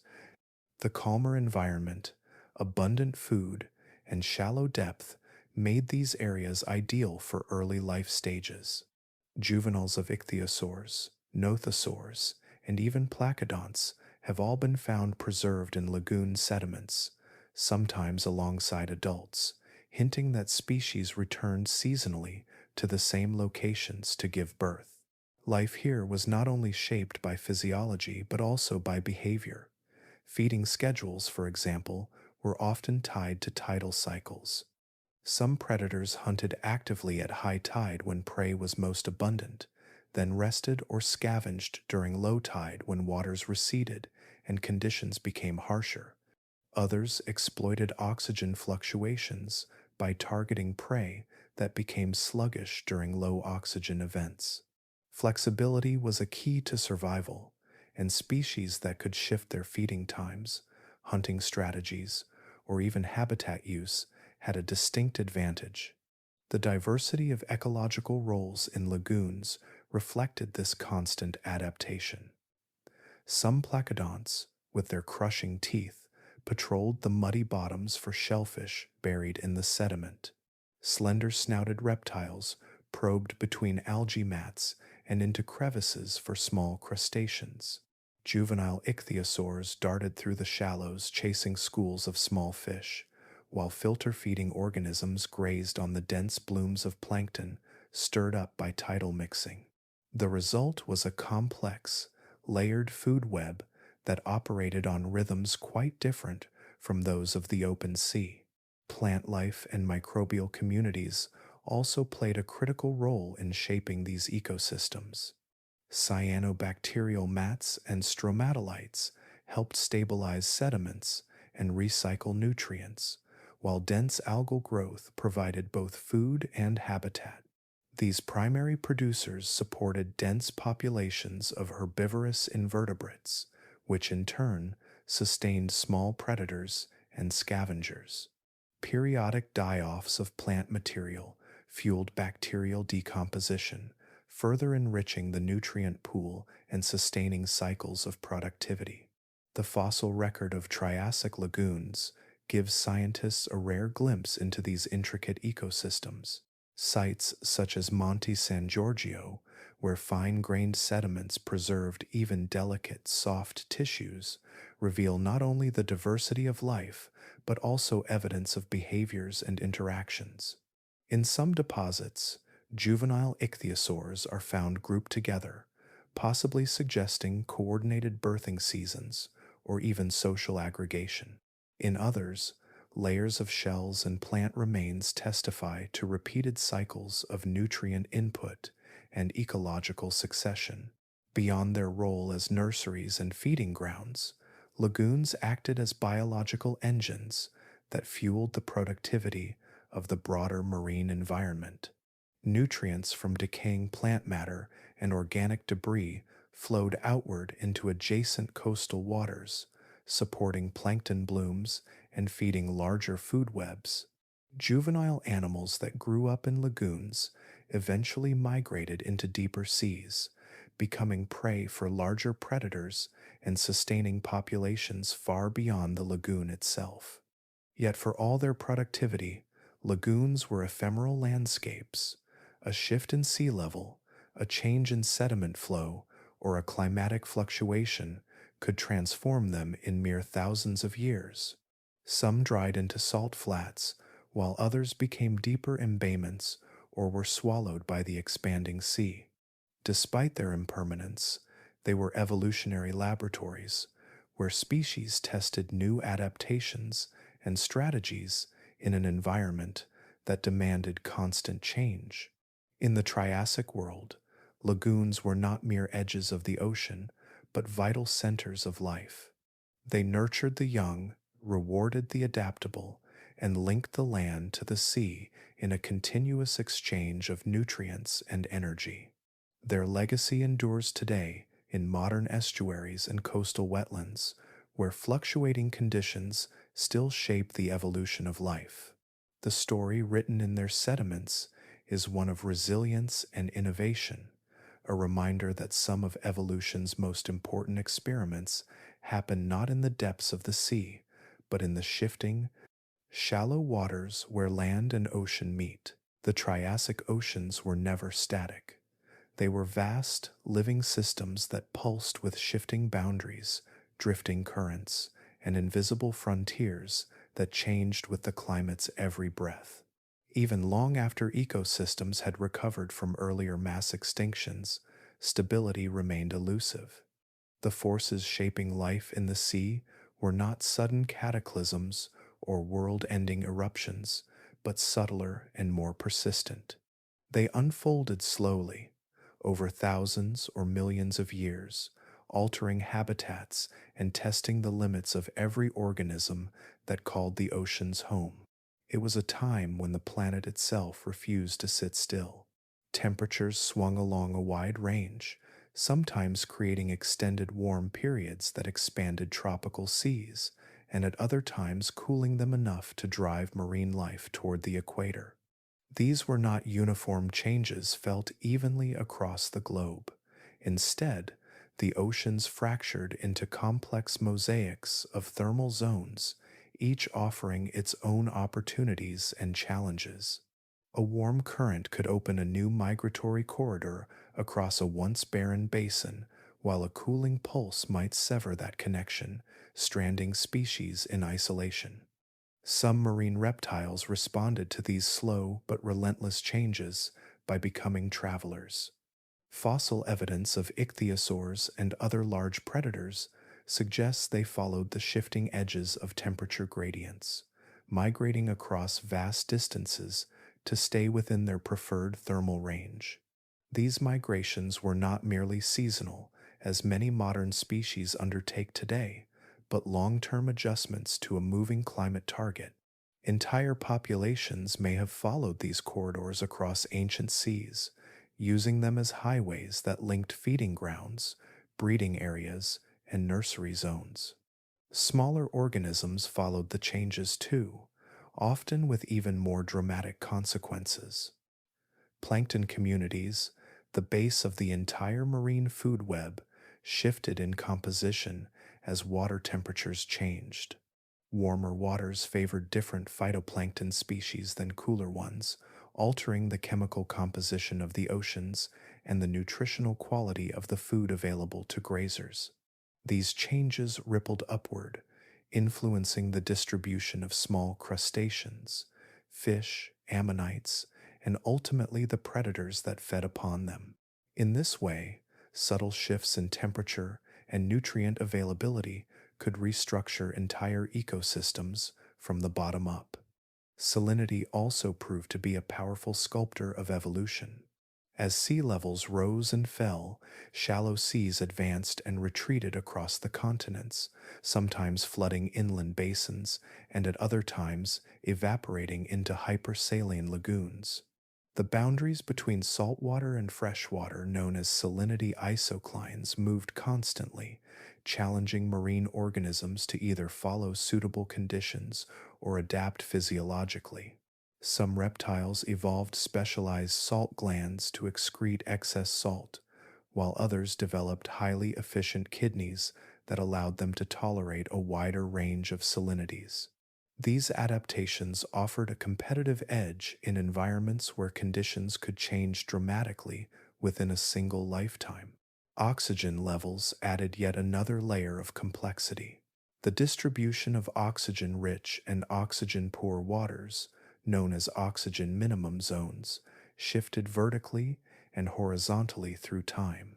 In some eras, these low oxygen layers crept closer to the surface, forcing marine life into narrower bands of habitable water. Species that could tolerate hypoxic conditions or that evolved more efficient respiratory systems thrived in areas where others could not survive. Others responded behaviorally, adjusting their daily or seasonal movements to avoid suffocating depths. Faced with these shifting boundaries, thermal fronts, salinity gradients, oxygen layers, life in the Triassic oceans evolved along two main paths. Some species became specialists, highly adapted to a narrow set of conditions, but vulnerable when those conditions shifted. Others embraced plasticity, evolving flexible physiologies and behaviors that allowed them to function across a wide range of environments. Specialists could outcompete generalists in stable conditions, but they often disappeared when the climate changed. Generalists, meanwhile, might not dominate any single niche, but they were far more likely to persist through periods of instability. Some followed the moving line where comfort lived. Others changed themselves instead. This trade-off between specialization and flexibility was visible across the marine food web. Ammonites, for example, diversified into a wide range of shell shapes and sizes, each adapted to different water temperatures, nutrient levels, and depths. Some lineages remained stable for millions of years, while others appeared and vanished in step with environmental changes. Marine reptiles exhibited similar patterns. Certain ichthyosaurs evolved streamlined bodies and efficient metabolisms ideal for long-distance migrations, while others specialized for life in restricted coastal habitats, thriving when conditions were favorable but disappearing when the seas changed around them. Even the vertical structure of the ocean played a role in shaping evolution. In periods when oxygen minimum zones shoaled closer to the surface, deep diving predators were forced into narrower ecological bands. Some responded by refining their diving physiology, increasing oxygen storage in blood and muscle tissues. Others shifted their hunting strategies to target prey in shallower waters, altering the balance of predator-prey interactions throughout the ecosystem.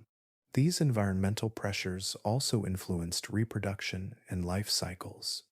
Species that relied on specific temperature ranges or salinity conditions for breeding were forced to shift their nesting sites or alter their reproductive timing. Fossil evidence suggests that some marine reptiles migrated along coastlines as suitable nursery conditions moved, while others began reproducing over broader temporal windows to hedge their bets against unpredictable environments.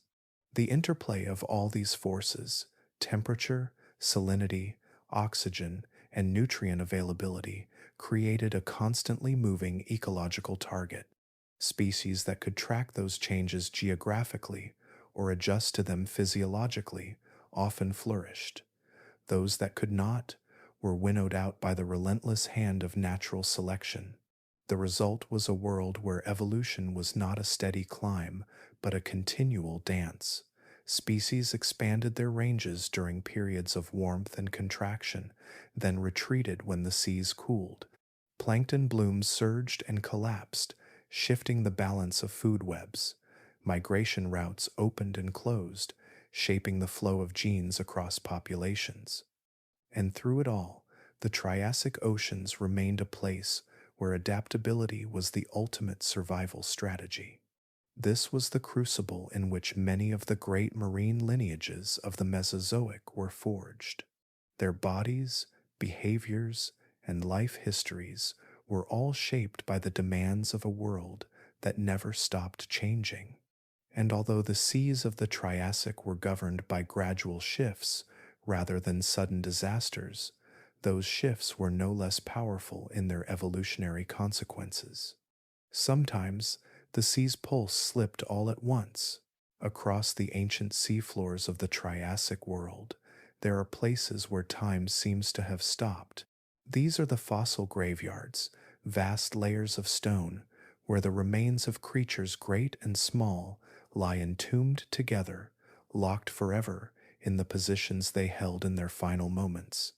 They are not scattered remains from predators or the slow work of decay. They are scenes of sudden catastrophe, preserved in exquisite detail. Each graveyard is a page torn from a much larger story, a snapshot of life interrupted, and a window into the hidden dramas that shaped entire ecosystems. Some of these sites stretch for hundreds of meters, filled with the skeletons of ammonites, fish, and marine reptiles piled together as if swept into place by a single, unstoppable force. Others are quieter, more intimate, containing only a handful of animals that perished side by side. But no matter their size, they all share something in common. They are monuments to disaster. To understand how life in the Triassic seas unfolded, scientists return to these places again and again, reading the clues left behind in stone.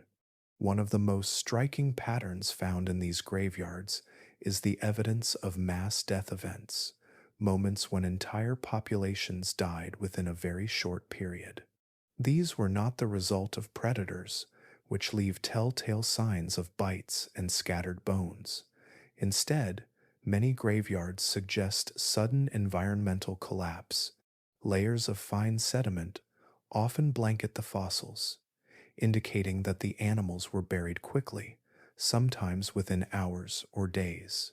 In many cases, they show no sign of scavenging, suggesting that whatever killed them wiped out scavengers too. One likely cause of such devastation was the sudden onset of anoxic events, times when oxygen levels in the water dropped so low that most marine life could not survive. These deadly episodes could be triggered by a variety of factors: changes in ocean circulation, surges of nutrient-rich water fueling massive plankton blooms, or even volcanic eruptions, altering atmospheric chemistry. Once oxygen levels fell, death spread swiftly. Fish suffocated, invertebrates collapsed, and even large reptiles struggled to surface in time. Fossil sites showing layers of fine black shale, rich in organic material but poor in signs of life, are often linked to these suffocating events. Another silent killer that may have left its mark in these fossil beds is the phenomenon known as red tides.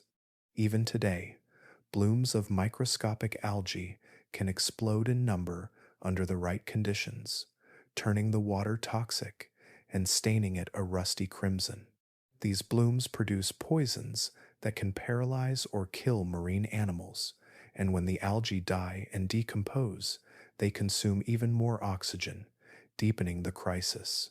Evidence for such events appears in fossil layers, where shellfish, fish, and larger predators are all found together, their deaths too sudden and widespread to be explained by ordinary causes. Some fossil graveyards tell more complex stories, suggesting that disease may also have played a role. Although diseases rarely leave direct traces in the fossil record, certain mass death layers hint at biological catastrophes. In some cases, individuals of the same species are found together, suggesting they may have shared a habitat or breeding ground when an outbreak occurred.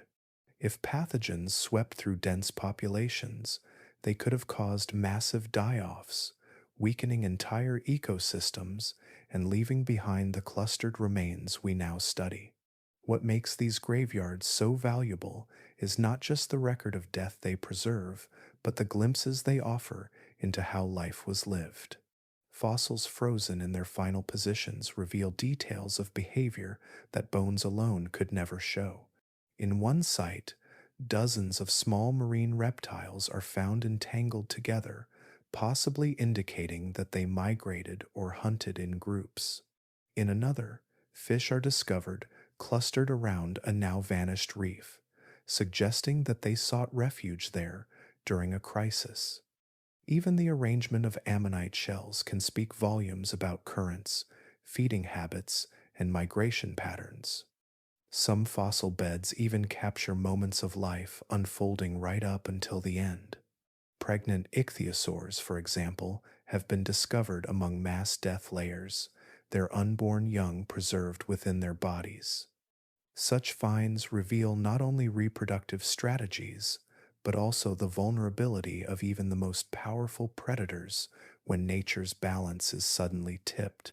Other sites show evidence of animals caught mid hunt or fleeing danger, their movements arrested in stone. The sediment surrounding these fossils often holds as much information as the bones themselves. Layers rich in volcanic ash can tie a mass death event to a distant eruption, while sudden changes in grain size may point to powerful underwater landslides or tsunamis sweeping across the seafloor. Chemical signatures in the rock can even reveal shifts in ocean temperature or salinity that may have triggered environmental collapse. Each clue is a piece of a much larger puzzle, and together they allow scientists to reconstruct the conditions that shaped the lives and deaths of Triassic marine communities. What emerges from these graveyards is a picture of a world that was anything but static. The Triassic seas were vibrant and full of life, but they were also unpredictable, capable of turning deadly with little warning. Catastrophic events, whether triggered by oxygen loss, toxic blooms, disease, or sudden geological upheaval, were woven into the fabric of life. They shaped not only who lived and who died, but also how species evolved, adapted, and interacted with one another. In the stillness of those ancient deathbeds, there is a strange kind of vitality. The stories they tell are not only about endings, but also about connections between species, between environment and evolution, and between catastrophe and change. Each fossilized moment is a whisper from a vanished world, a record of how life persisted even when the sea itself turned against it. And in those layered tombs beneath the waves, the tragedies of the past continue to speak, guiding us toward a deeper understanding of a time when survival was anything but guaranteed. For more than 30 million years, the oceans of the Triassic had flourished. Ecosystems that had once been shattered by the Great Dying had recovered and grown intricate again. Predator and prey, plankton and reptile, coral and ammonite had woven themselves into a complex and balanced web of life. But beneath this surface of stability, deep within the crust of the earth, pressure was building. It would culminate in one of the most profound environmental upheavals our planet has ever known, an event that silenced entire ecosystems and erased the marine dynasties that had defined the age. The trigger was tectonic. The supercontinent Pangaea, which had dominated the globe since the late Paleozoic, was beginning to split apart. This slow unzipping of Earth's crust was not a single violent tear, but a drawn-out process of stretching and cracking. From those growing rifts, molten rock surged upward, pouring across the surface in eruptions that dwarfed anything in human experience. These eruptions did not last days or weeks. They persisted for tens of thousands of years, blanketing vast regions with rivers of basalt and releasing staggering volumes of gas into the atmosphere.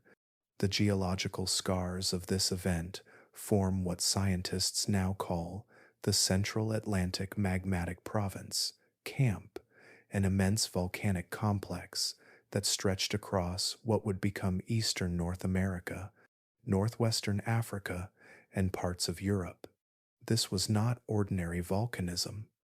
The scale of gas release during the camp eruptions fundamentally altered the planet's climate system. Each pulse of lava exhaled immense amounts of carbon dioxide and sulfur gases, tipping the global balance almost overnight in geological terms.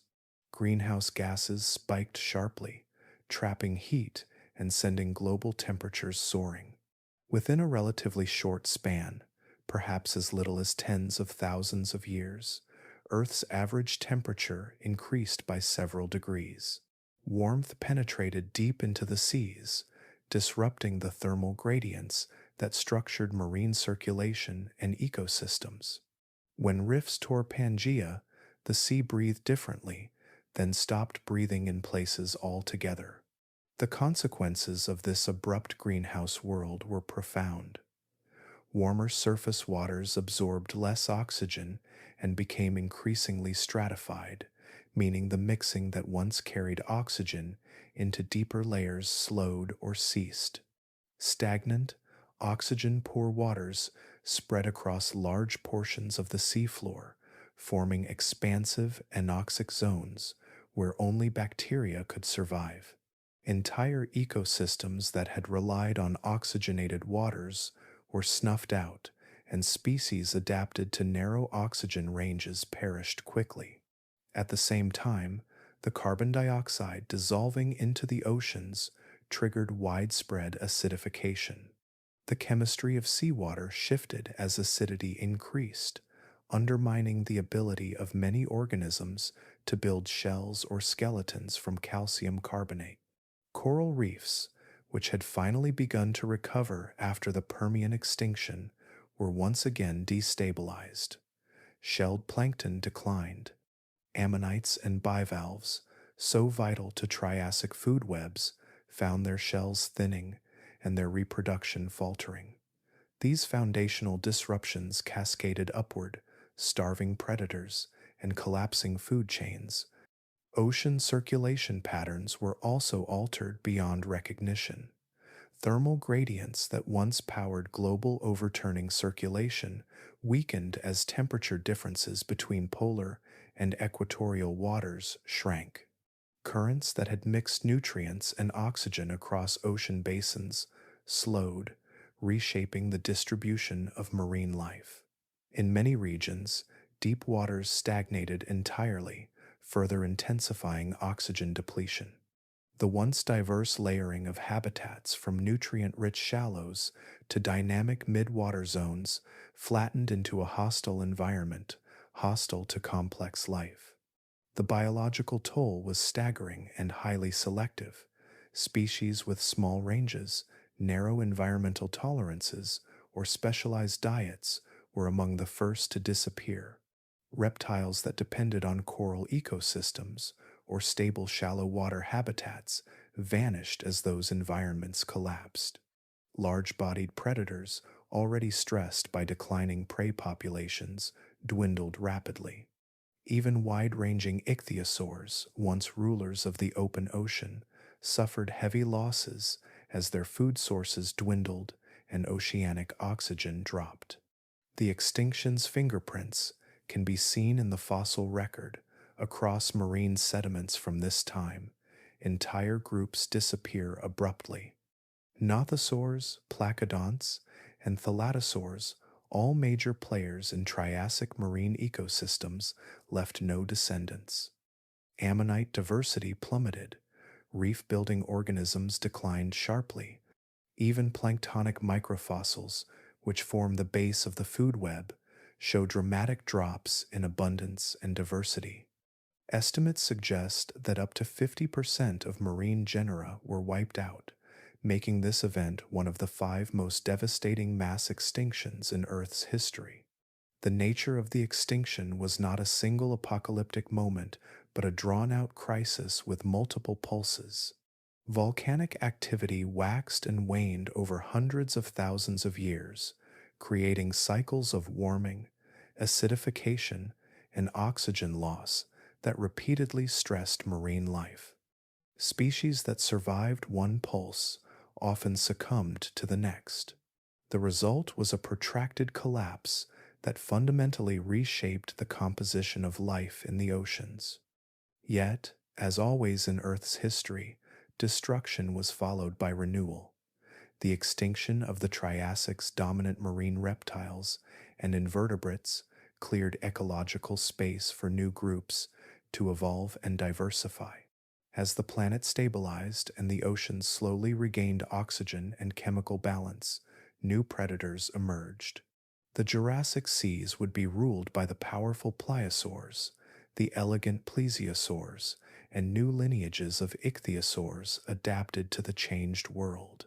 New forms of ammonites radiated once more, and coral ecosystems gradually reassembled in altered forms. By the dawn of the Jurassic, the oceans had become profoundly different from the ones that had existed only a few million years earlier. The geography of the continents had shifted, the chemistry of the water had changed, and the players in the marine drama were almost entirely new.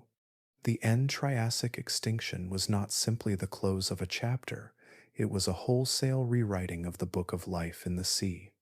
When the sea steadied again, new rulers tested the water. When the End-Triassic extinction stripped the oceans of their dominant hunters, it left behind a blank evolutionary canvas. The collapse of entire food webs and the disappearance of most marine reptiles were devastating, but they also opened a space for new lineages to rise. As the Jurassic dawned, the seas were transformed yet again. Ecosystems rebuilt from the bottom up, and when the foundation was strong enough, evolution filled the apex roles with an entirely new cast of predators. They were faster, stronger, and more adaptable than their Triassic predecessors, and they would come to define the next great chapter of marine life. The world they inherited was dramatically reshaped. The breakup of Pangaea accelerated during the Jurassic, creating new coastlines, widening seaways, and connecting shallow continental shelves to deeper basins. These tectonic changes expanded marine habitats, producing vast new arenas for evolution to explore. The climate, although still warm, was more stable than it had been during the chaotic end of the Triassic. Nutrient-rich waters supported an explosion of plankton and invertebrates. Coral reefs flourished again, and fish diversified into large, schooling populations. With prey becoming abundant and ecosystems increasingly layered, the stage was set for a new generation of predators to take control. At the forefront of this shift were the Plesiosaurs, a powerful branch of the Plesiosaur lineage that abandoned the long necks and stealthy strategies of their ancestors. Instead, they evolved for raw power. Their necks shortened dramatically, allowing for sturdier vertebrae and stronger muscle attachments. Their skulls grew enormous, some stretching more than 2 meters in length, and their jaws were filled with massive, conical teeth capable of seizing and crushing even the largest prey. Pliosaurs were built like living torpedoes, using 4 muscular flippers to propel themselves with bursts of speed through the water. They could lunge at schools of fish, ram into prey with momentum alone, and tear through the flesh and bone of other marine reptiles. This was a strategy born of the lessons of the Triassic.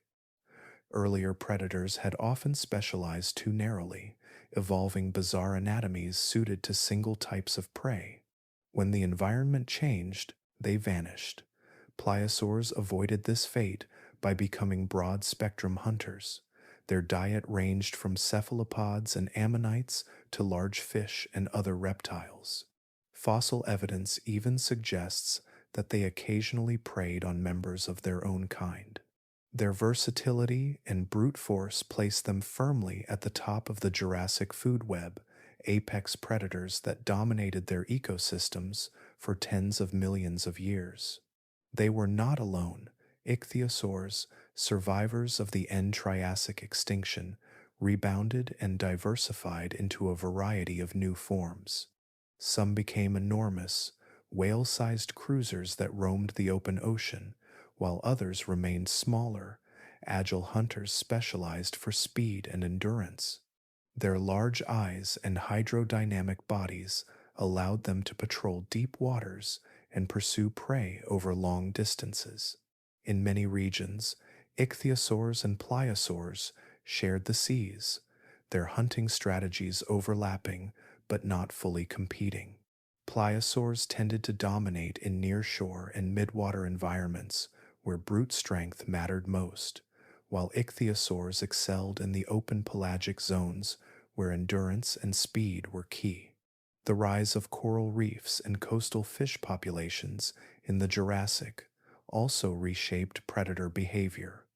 Exploding biodiversity in reef systems created complex hunting grounds, and predators evolved new ways to exploit them.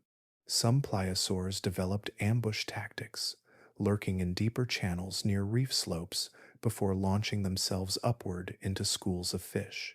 Ichthyosaurs adapted their pursuit strategies to target shoaling prey, sometimes herding fish into denser groups before striking.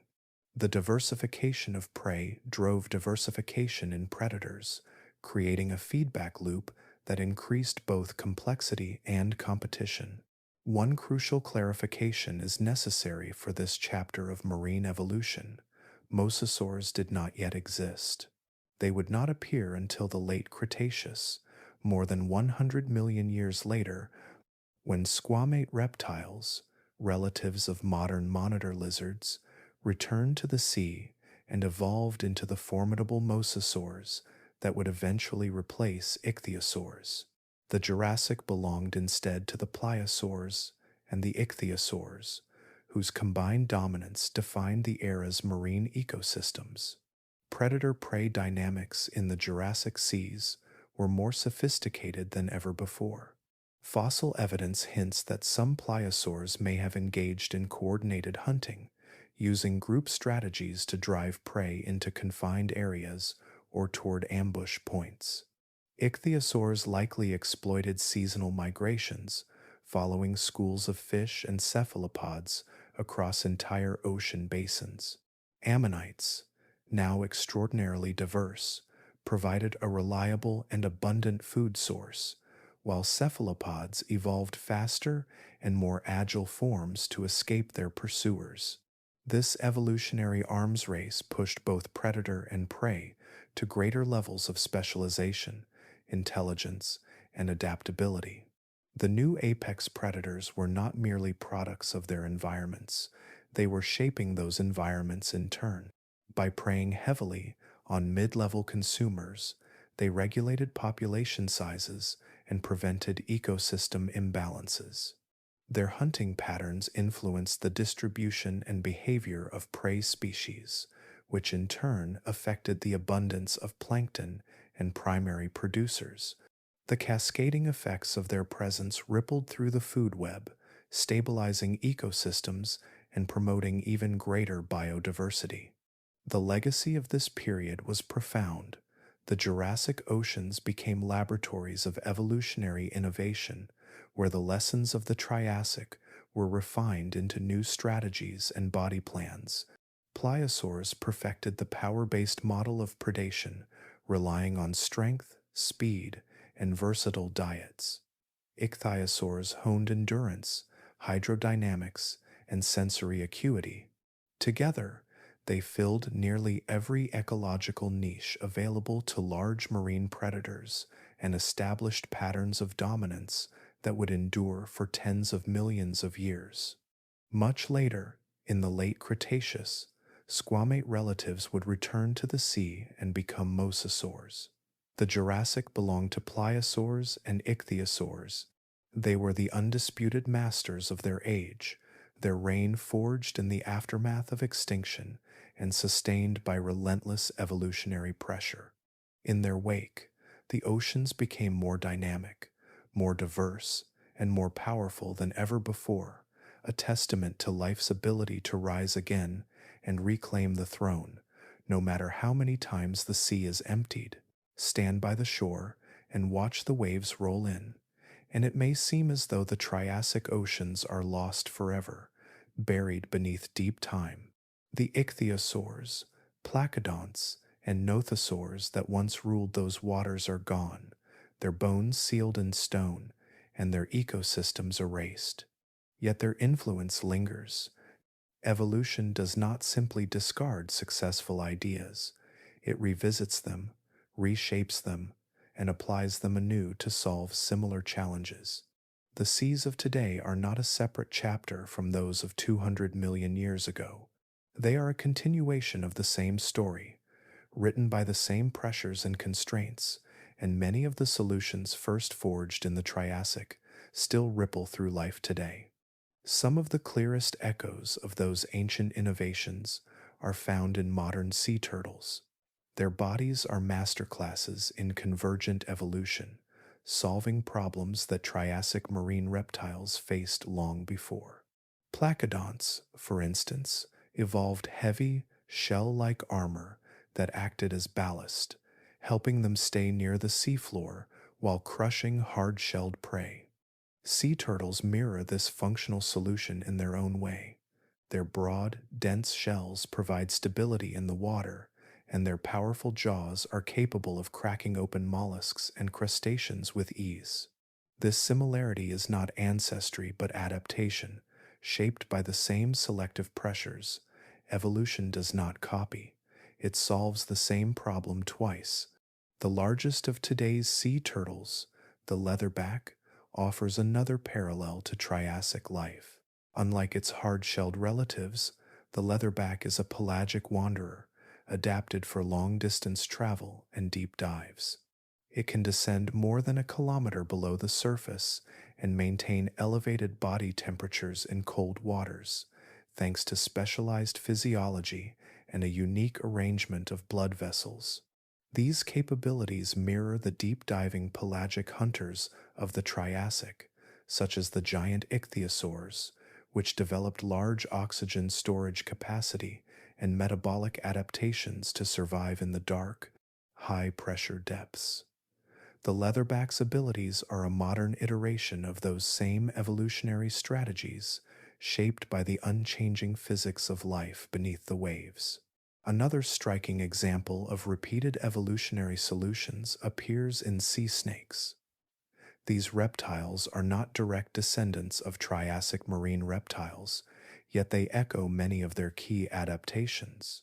Sea snakes have evolved flattened, paddle-like tails for propulsion, allowing them to maneuver efficiently in aquatic environments. They also give birth to live young at sea, bypassing the dangers of returning to land, the same reproductive advantage once seen in ichthyosaurs and other marine reptiles that evolved viviparity millions of years earlier. Their physiology reflects similar pressures, the need to breathe air, store oxygen, and survive long dives while remaining fully aquatic. Even herbivory, a rare lifestyle among marine reptiles, has been rediscovered in the modern era. The marine iguanas of the Galapagos feed primarily on algae, grazing on shallow rocky shores. This dietary choice closely parallels the microphagous feeding strategies of Henodus, a placodont relative that sifted small plant material or detritus from the water. Both species show how evolution repeatedly tests similar ecological solutions when environments offer similar opportunities. Perhaps the most dramatic example of convergent evolution lies in the similarity between ancient ichthyosaurs and modern dolphins.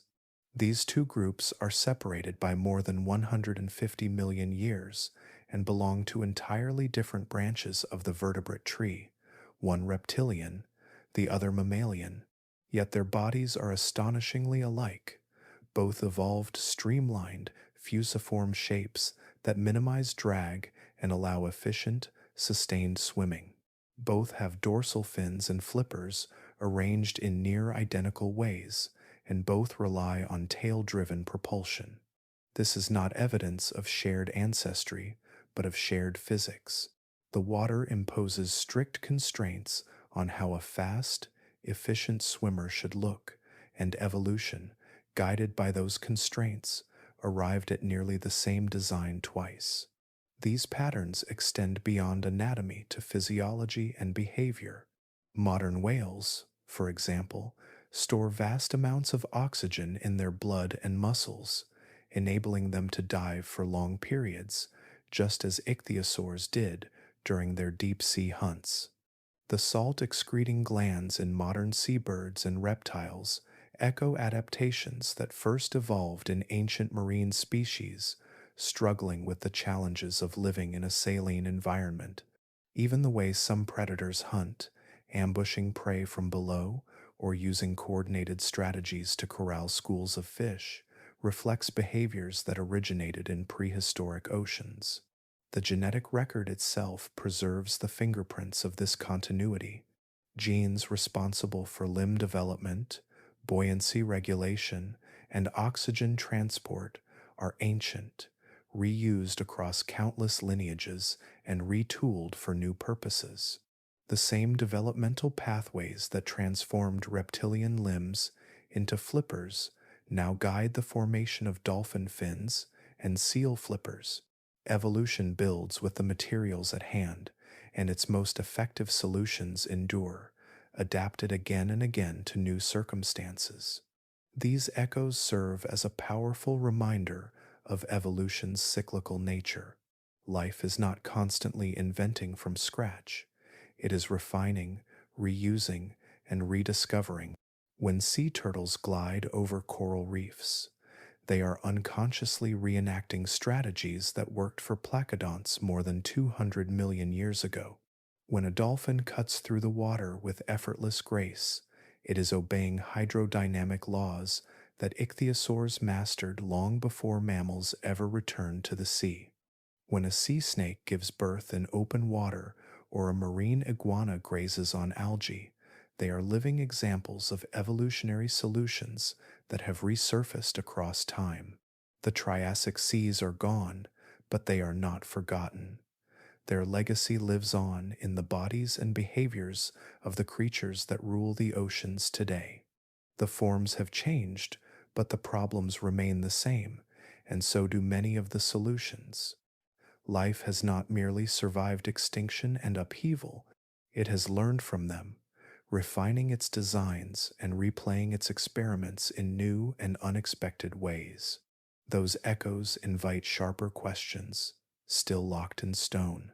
Each fossil we uncover is not just a window into the past, but a mirror that reflects the living ocean around us.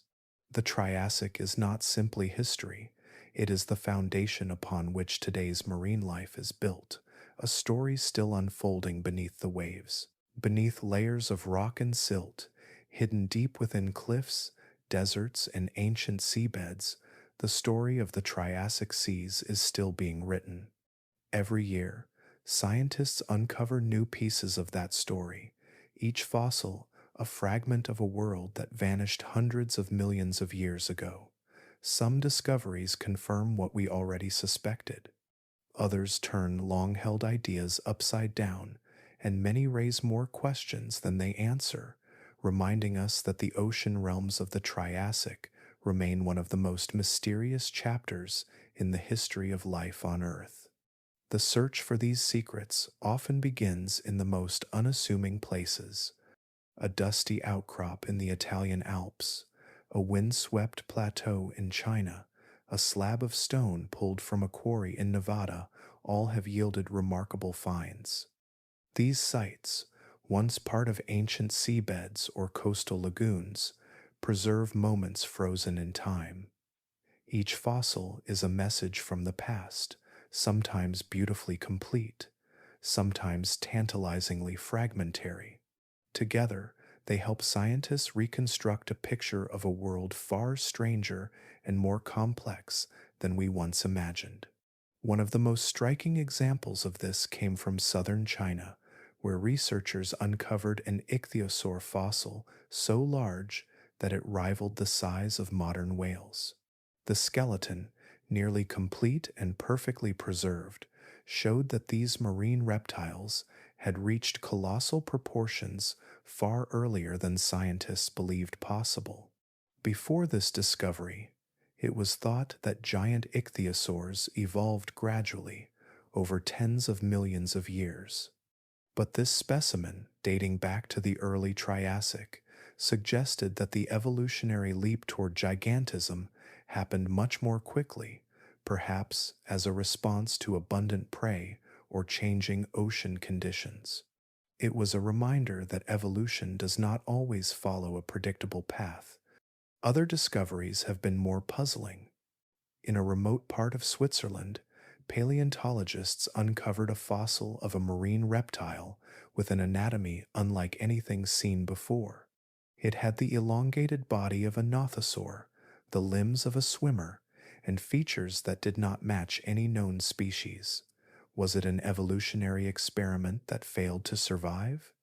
A transitional form that hints at a lineage we have yet to find? Or evidence of a branch of marine reptiles that flourished briefly before disappearing without a trace?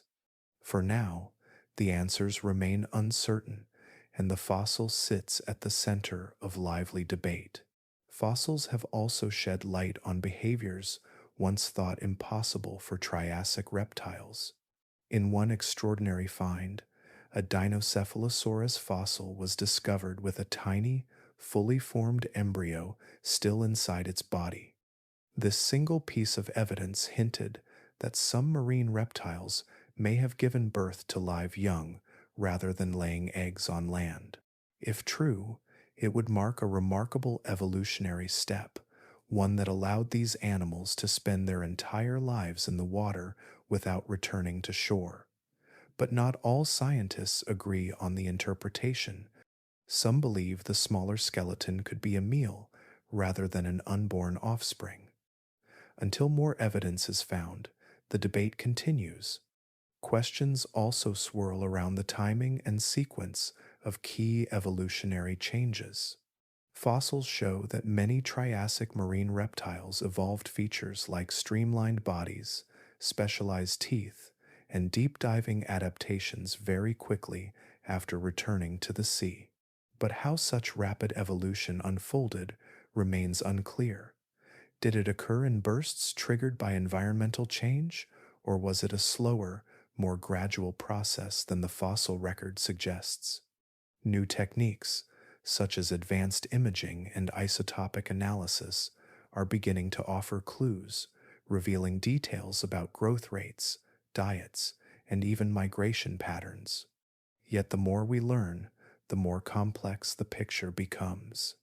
The frontiers of Triassic paleontology are not limited to the fossils themselves. Increasingly, scientists are turning to tools that allow them to look inside the rock without breaking it apart. High-resolution CT scanning, for example, can reveal the internal structure of bones or the delicate impressions of soft tissues. Chemical analysis of fossilized teeth can show what kinds of prey an animal ate or whether it migrated between regions.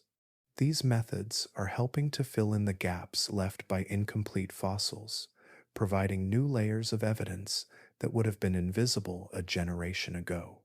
Yet even with these advances, vast portions of the Triassic story remain hidden. Much of the ocean floor from that era lies buried beneath later sediments or has been lost to the slow churn of plate tectonics. Entire lineages of marine reptiles may have existed and vanished without leaving a trace. Fossilization is a rare event, dependent on the right conditions, and what we have found so far is likely only a fraction of what once was. The record we hold is a scattered mosaic, and many of its most important pieces are still missing. For paleontologists, this uncertainty is not discouraging but thrilling. Each discovery has the potential to reshape our understanding of how life recovered after the Great Dying, how ecosystems rebuilt themselves, and how evolution experimented in ways that seem almost fantastical today. Every bone, tooth, or shell holds the promise of a story we have not yet told. And so the search continues, in deserts and mountains, in laboratories and field camps, in the meticulous work of cleaning a fossil grain by grain. The Triassic seas may have vanished long ago, but their secrets are still rising slowly to the surface, locked in stone and waiting for patient hands to set them free. Each new discovery is not just a glimpse into the past, but a reminder of how much we still do not know and how many more chapters of this ancient ocean saga are still waiting to be written. Long before the story of the Triassic seas could be told, it had to be rediscovered. The creatures that once ruled those ancient waters left no written records, no songs or stories. What they left instead were fragments, a jawbone here, a vertebra there, sometimes an entire skeleton entombed in stone.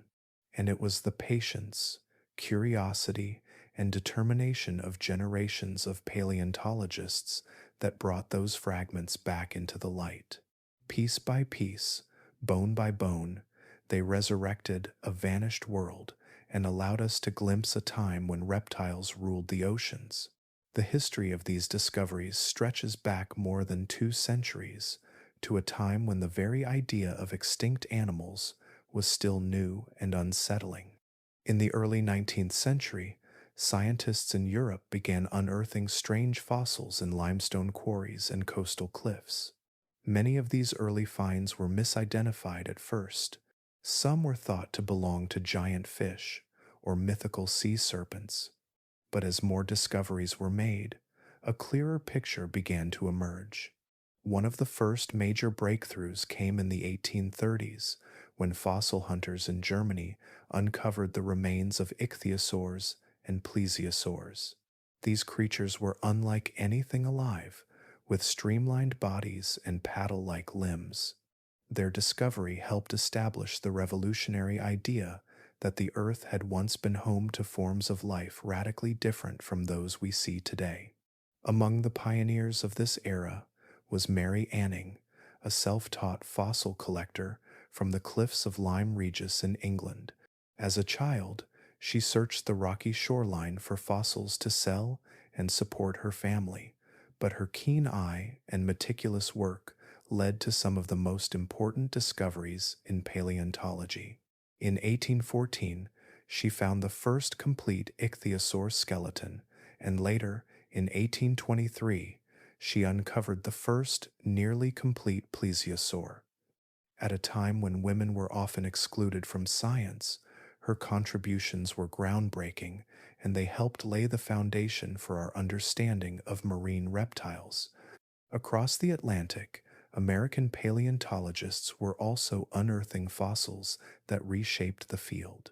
In the late 19th century, during the so-called Bone Wars, rival scientists like Othniel, Charles Marsh, and Edward Drinker Cope scoured the American West for fossils, competing fiercely to outdo one another.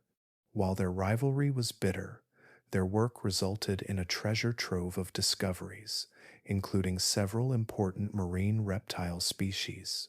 The fossils they collected, often under harsh and dangerous conditions, expanded our knowledge of how these animals lived, moved, and evolved. As the 20th century began, paleontology grew more systematic. Scientists developed new techniques for excavating fossils, preserving delicate specimens, and reconstructing skeletons. Expeditions reached remote corners of the world, from the deserts of Nevada to the mountains of China, uncovering fossils that revealed previously unknown species and behaviors. It was during this time that researchers began to piece together the story of how reptiles had returned to the sea, adapting in remarkable ways to their new environment. One of the most influential figures of the 20th century was Alfred Romer, whose work on vertebrate evolution helped link marine reptiles to their terrestrial ancestors. His research illuminated how limbs transformed into flippers and how lungs adapted for deep diving. Other scientists focused on specific groups, such as ichthyosaurs or Placodonts, building detailed family trees that traced their rise and fall over millions of years. Each discovery added a new thread to the tapestry of life's history, revealing patterns that had long been hidden. In recent decades, advances in technology have transformed the field in ways early paleontologists could scarcely imagine. High-resolution CT scanning allows scientists to look inside fossils without damaging them, revealing details of bone structure, blood vessel pathways, and even the shapes of soft tissues.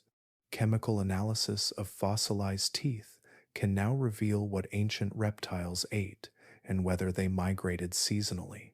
Isotopic studies of bones can reconstruct ancient ocean temperatures, offering insight into the environments these animals inhabited. One particularly exciting innovation is the use of synchrotron imaging, which uses powerful beams of light to scan fossils at the microscopic level.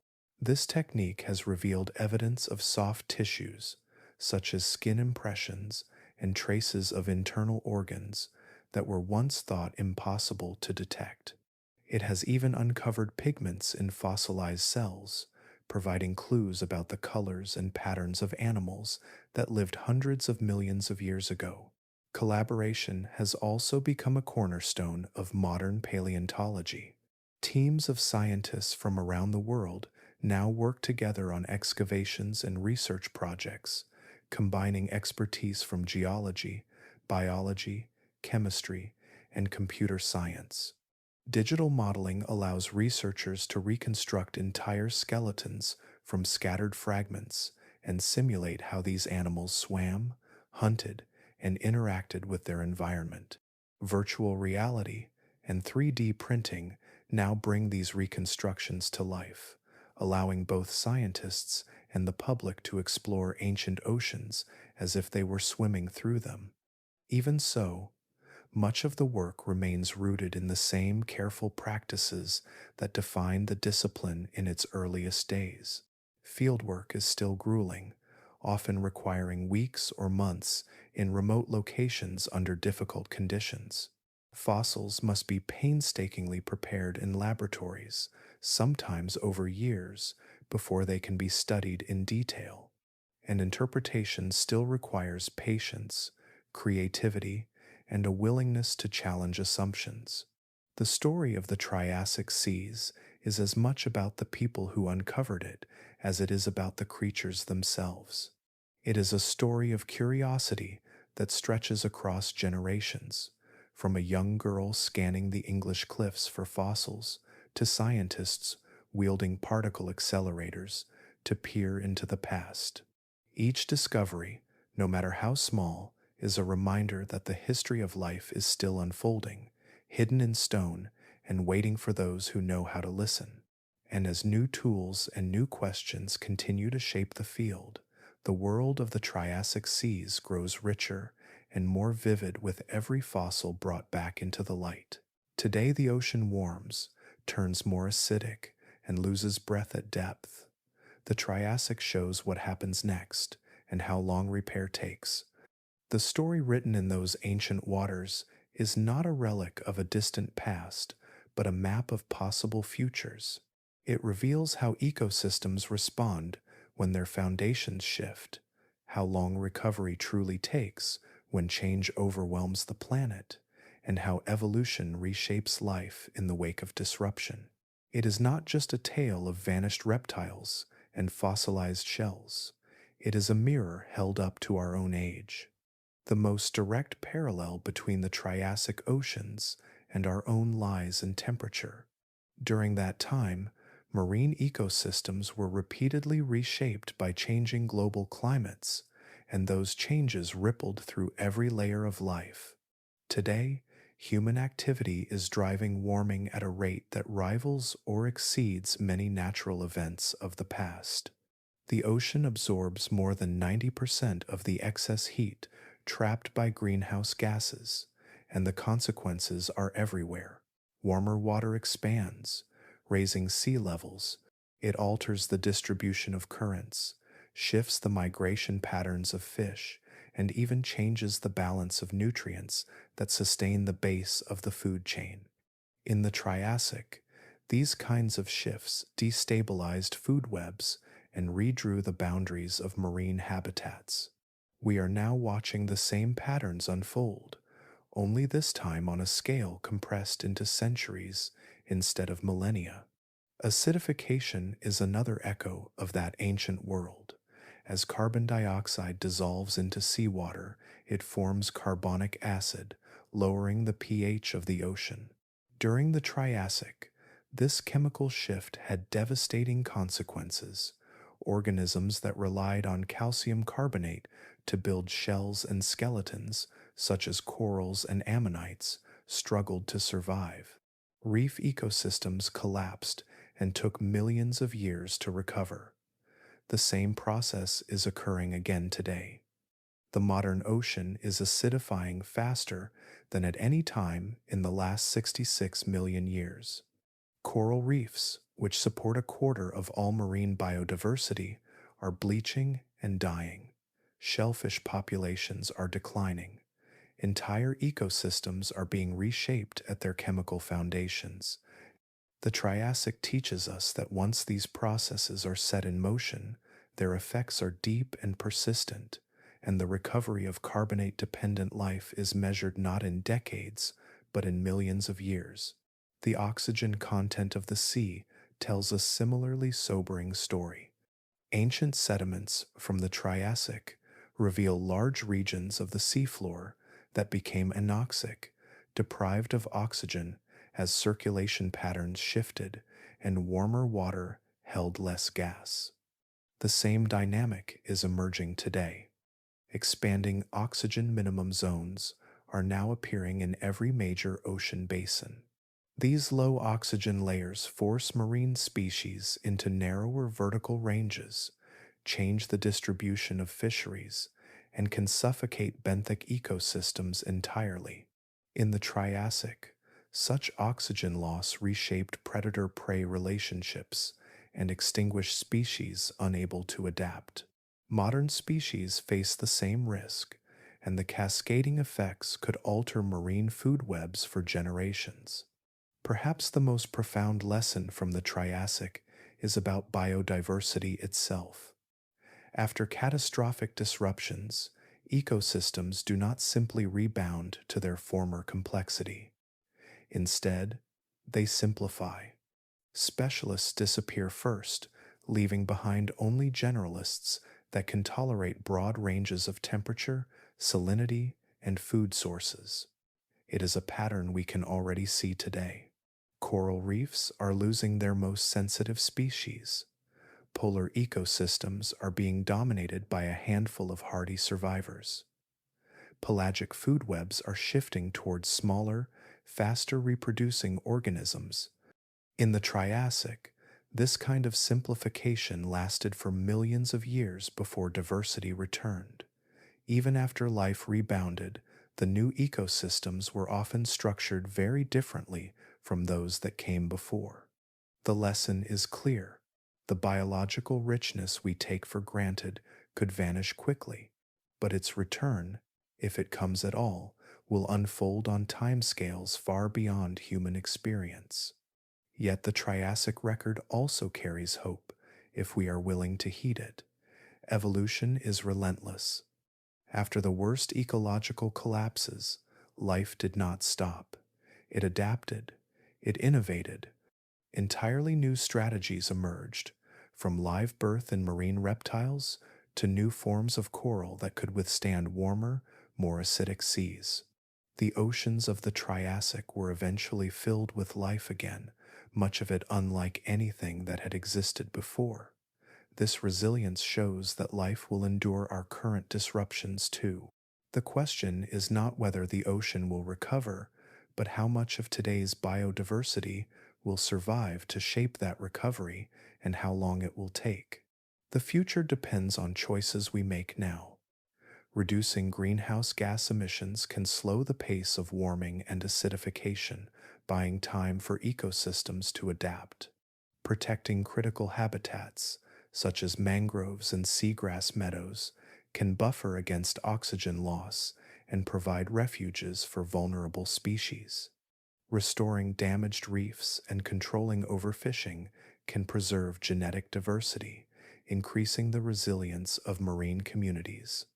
These actions are not merely acts of environmental stewardship, they are interventions that will shape the trajectory of evolution for millions of years to come. The Triassic seas are not just an ancient story, they are a cautionary tale and a guidebook. They show us how interconnected climate, chemistry, and life truly are, how fragile, complex ecosystems can be, and how slow nature's healing process is once those systems break. They remind us that every decision made in the present, every ton of carbon released, every species lost, every habitat destroyed or protected writes a line in the biological future of Earth. Stand where past and future meet, and listen. The waves that lap against our shores today are shaped by forces that have been at work for hundreds of millions of years. The same processes that rebuilt the Triassic seas will shape the oceans yet to come. Whether those seas teem with life or struggle to recover depends, in part, on us. If you could stand on the edge of a Triassic shoreline and look out across the water, you might not recognize the world before you. The continents would be fused into one colossal landmass, the air heavier and warmer than today, the horizon vast and uninterrupted. The seas would stretch endlessly, deeper and stranger, shimmering under a sun that felt both familiar and alien. And beneath those waters, where light fades into darkness and silence reigns, something extraordinary would be unfolding. In that hidden realm, life was rebuilding itself from the brink. The world had been emptied, nearly erased, yet nature had not surrendered. In place of what was lost, it began to dream anew. Reptiles that once roamed dry ground slipped back into the waves, trading limbs for fins, lungs for deep-diving endurance, claws for precision hunting tools. They became shapes the planet had never seen before, each one a living experiment in survival. Some stretched their necks to impossible lengths, turning patience into a weapon. Others armored their bodies like underwater fortresses or grew teeth designed to crush stone-hard shells. There were predators built for sudden bursts of speed, grazers that swept the seafloor clean, and even creatures that fed like whales long before whales ever existed. The Triassic seas were not simply a chapter in the story of evolution. They were a proving ground, a vast laboratory where life rewrote its own rules. Every adaptation, every innovation was a solution to a problem posed by a planet still healing from catastrophe. And in solving those problems, the creatures of this era laid the foundations for everything that followed. From them would come the Plesiosaurs and Mosasaurs, the sharks and whales, the labyrinth of ecosystems that define our oceans today. Their legacy is not confined to the stone slabs in museum halls. It swims beside us, woven into the DNA of the living world. Yet all of it, every triumph and adaptation, was fleeting on the scale of deep time.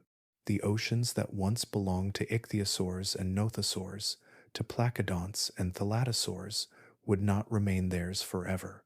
As new climates rose and continents drifted, as volcanoes rumbled and the earth shifted beneath them, they too were swept aside.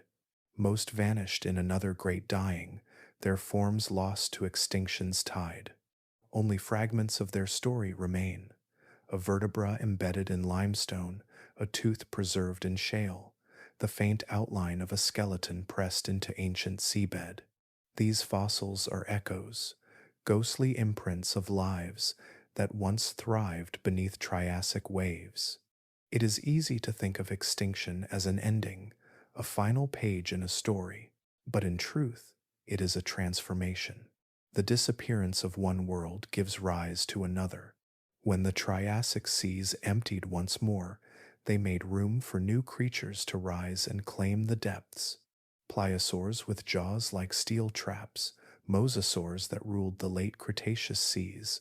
Eventually, whales would emerge from four-legged ancestors and return to the water, just as the reptiles once had.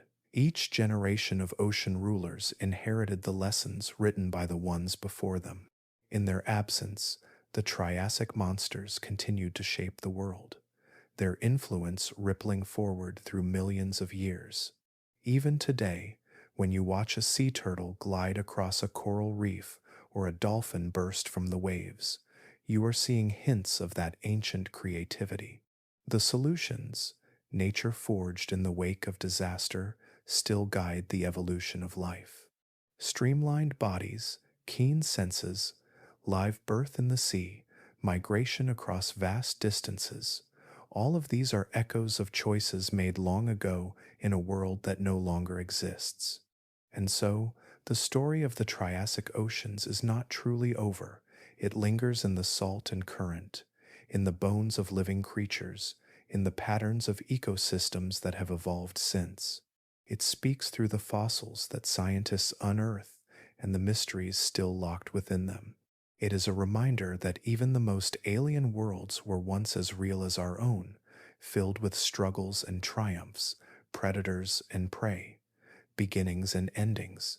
The sea itself remembers. Every wave that laps against a shore carries with it the weight of countless ages, the memory of oceans that rose and fell, of creatures that came and went. And if you listen closely in the hush beneath the surface, in the whisper of tides, you might hear the faintest echo of those forgotten empires. The long-necked hunters that moved like shadows through the shallows, the armored grazers that patrolled ancient reefs, the leviathans that once ruled a world still healing from catastrophe.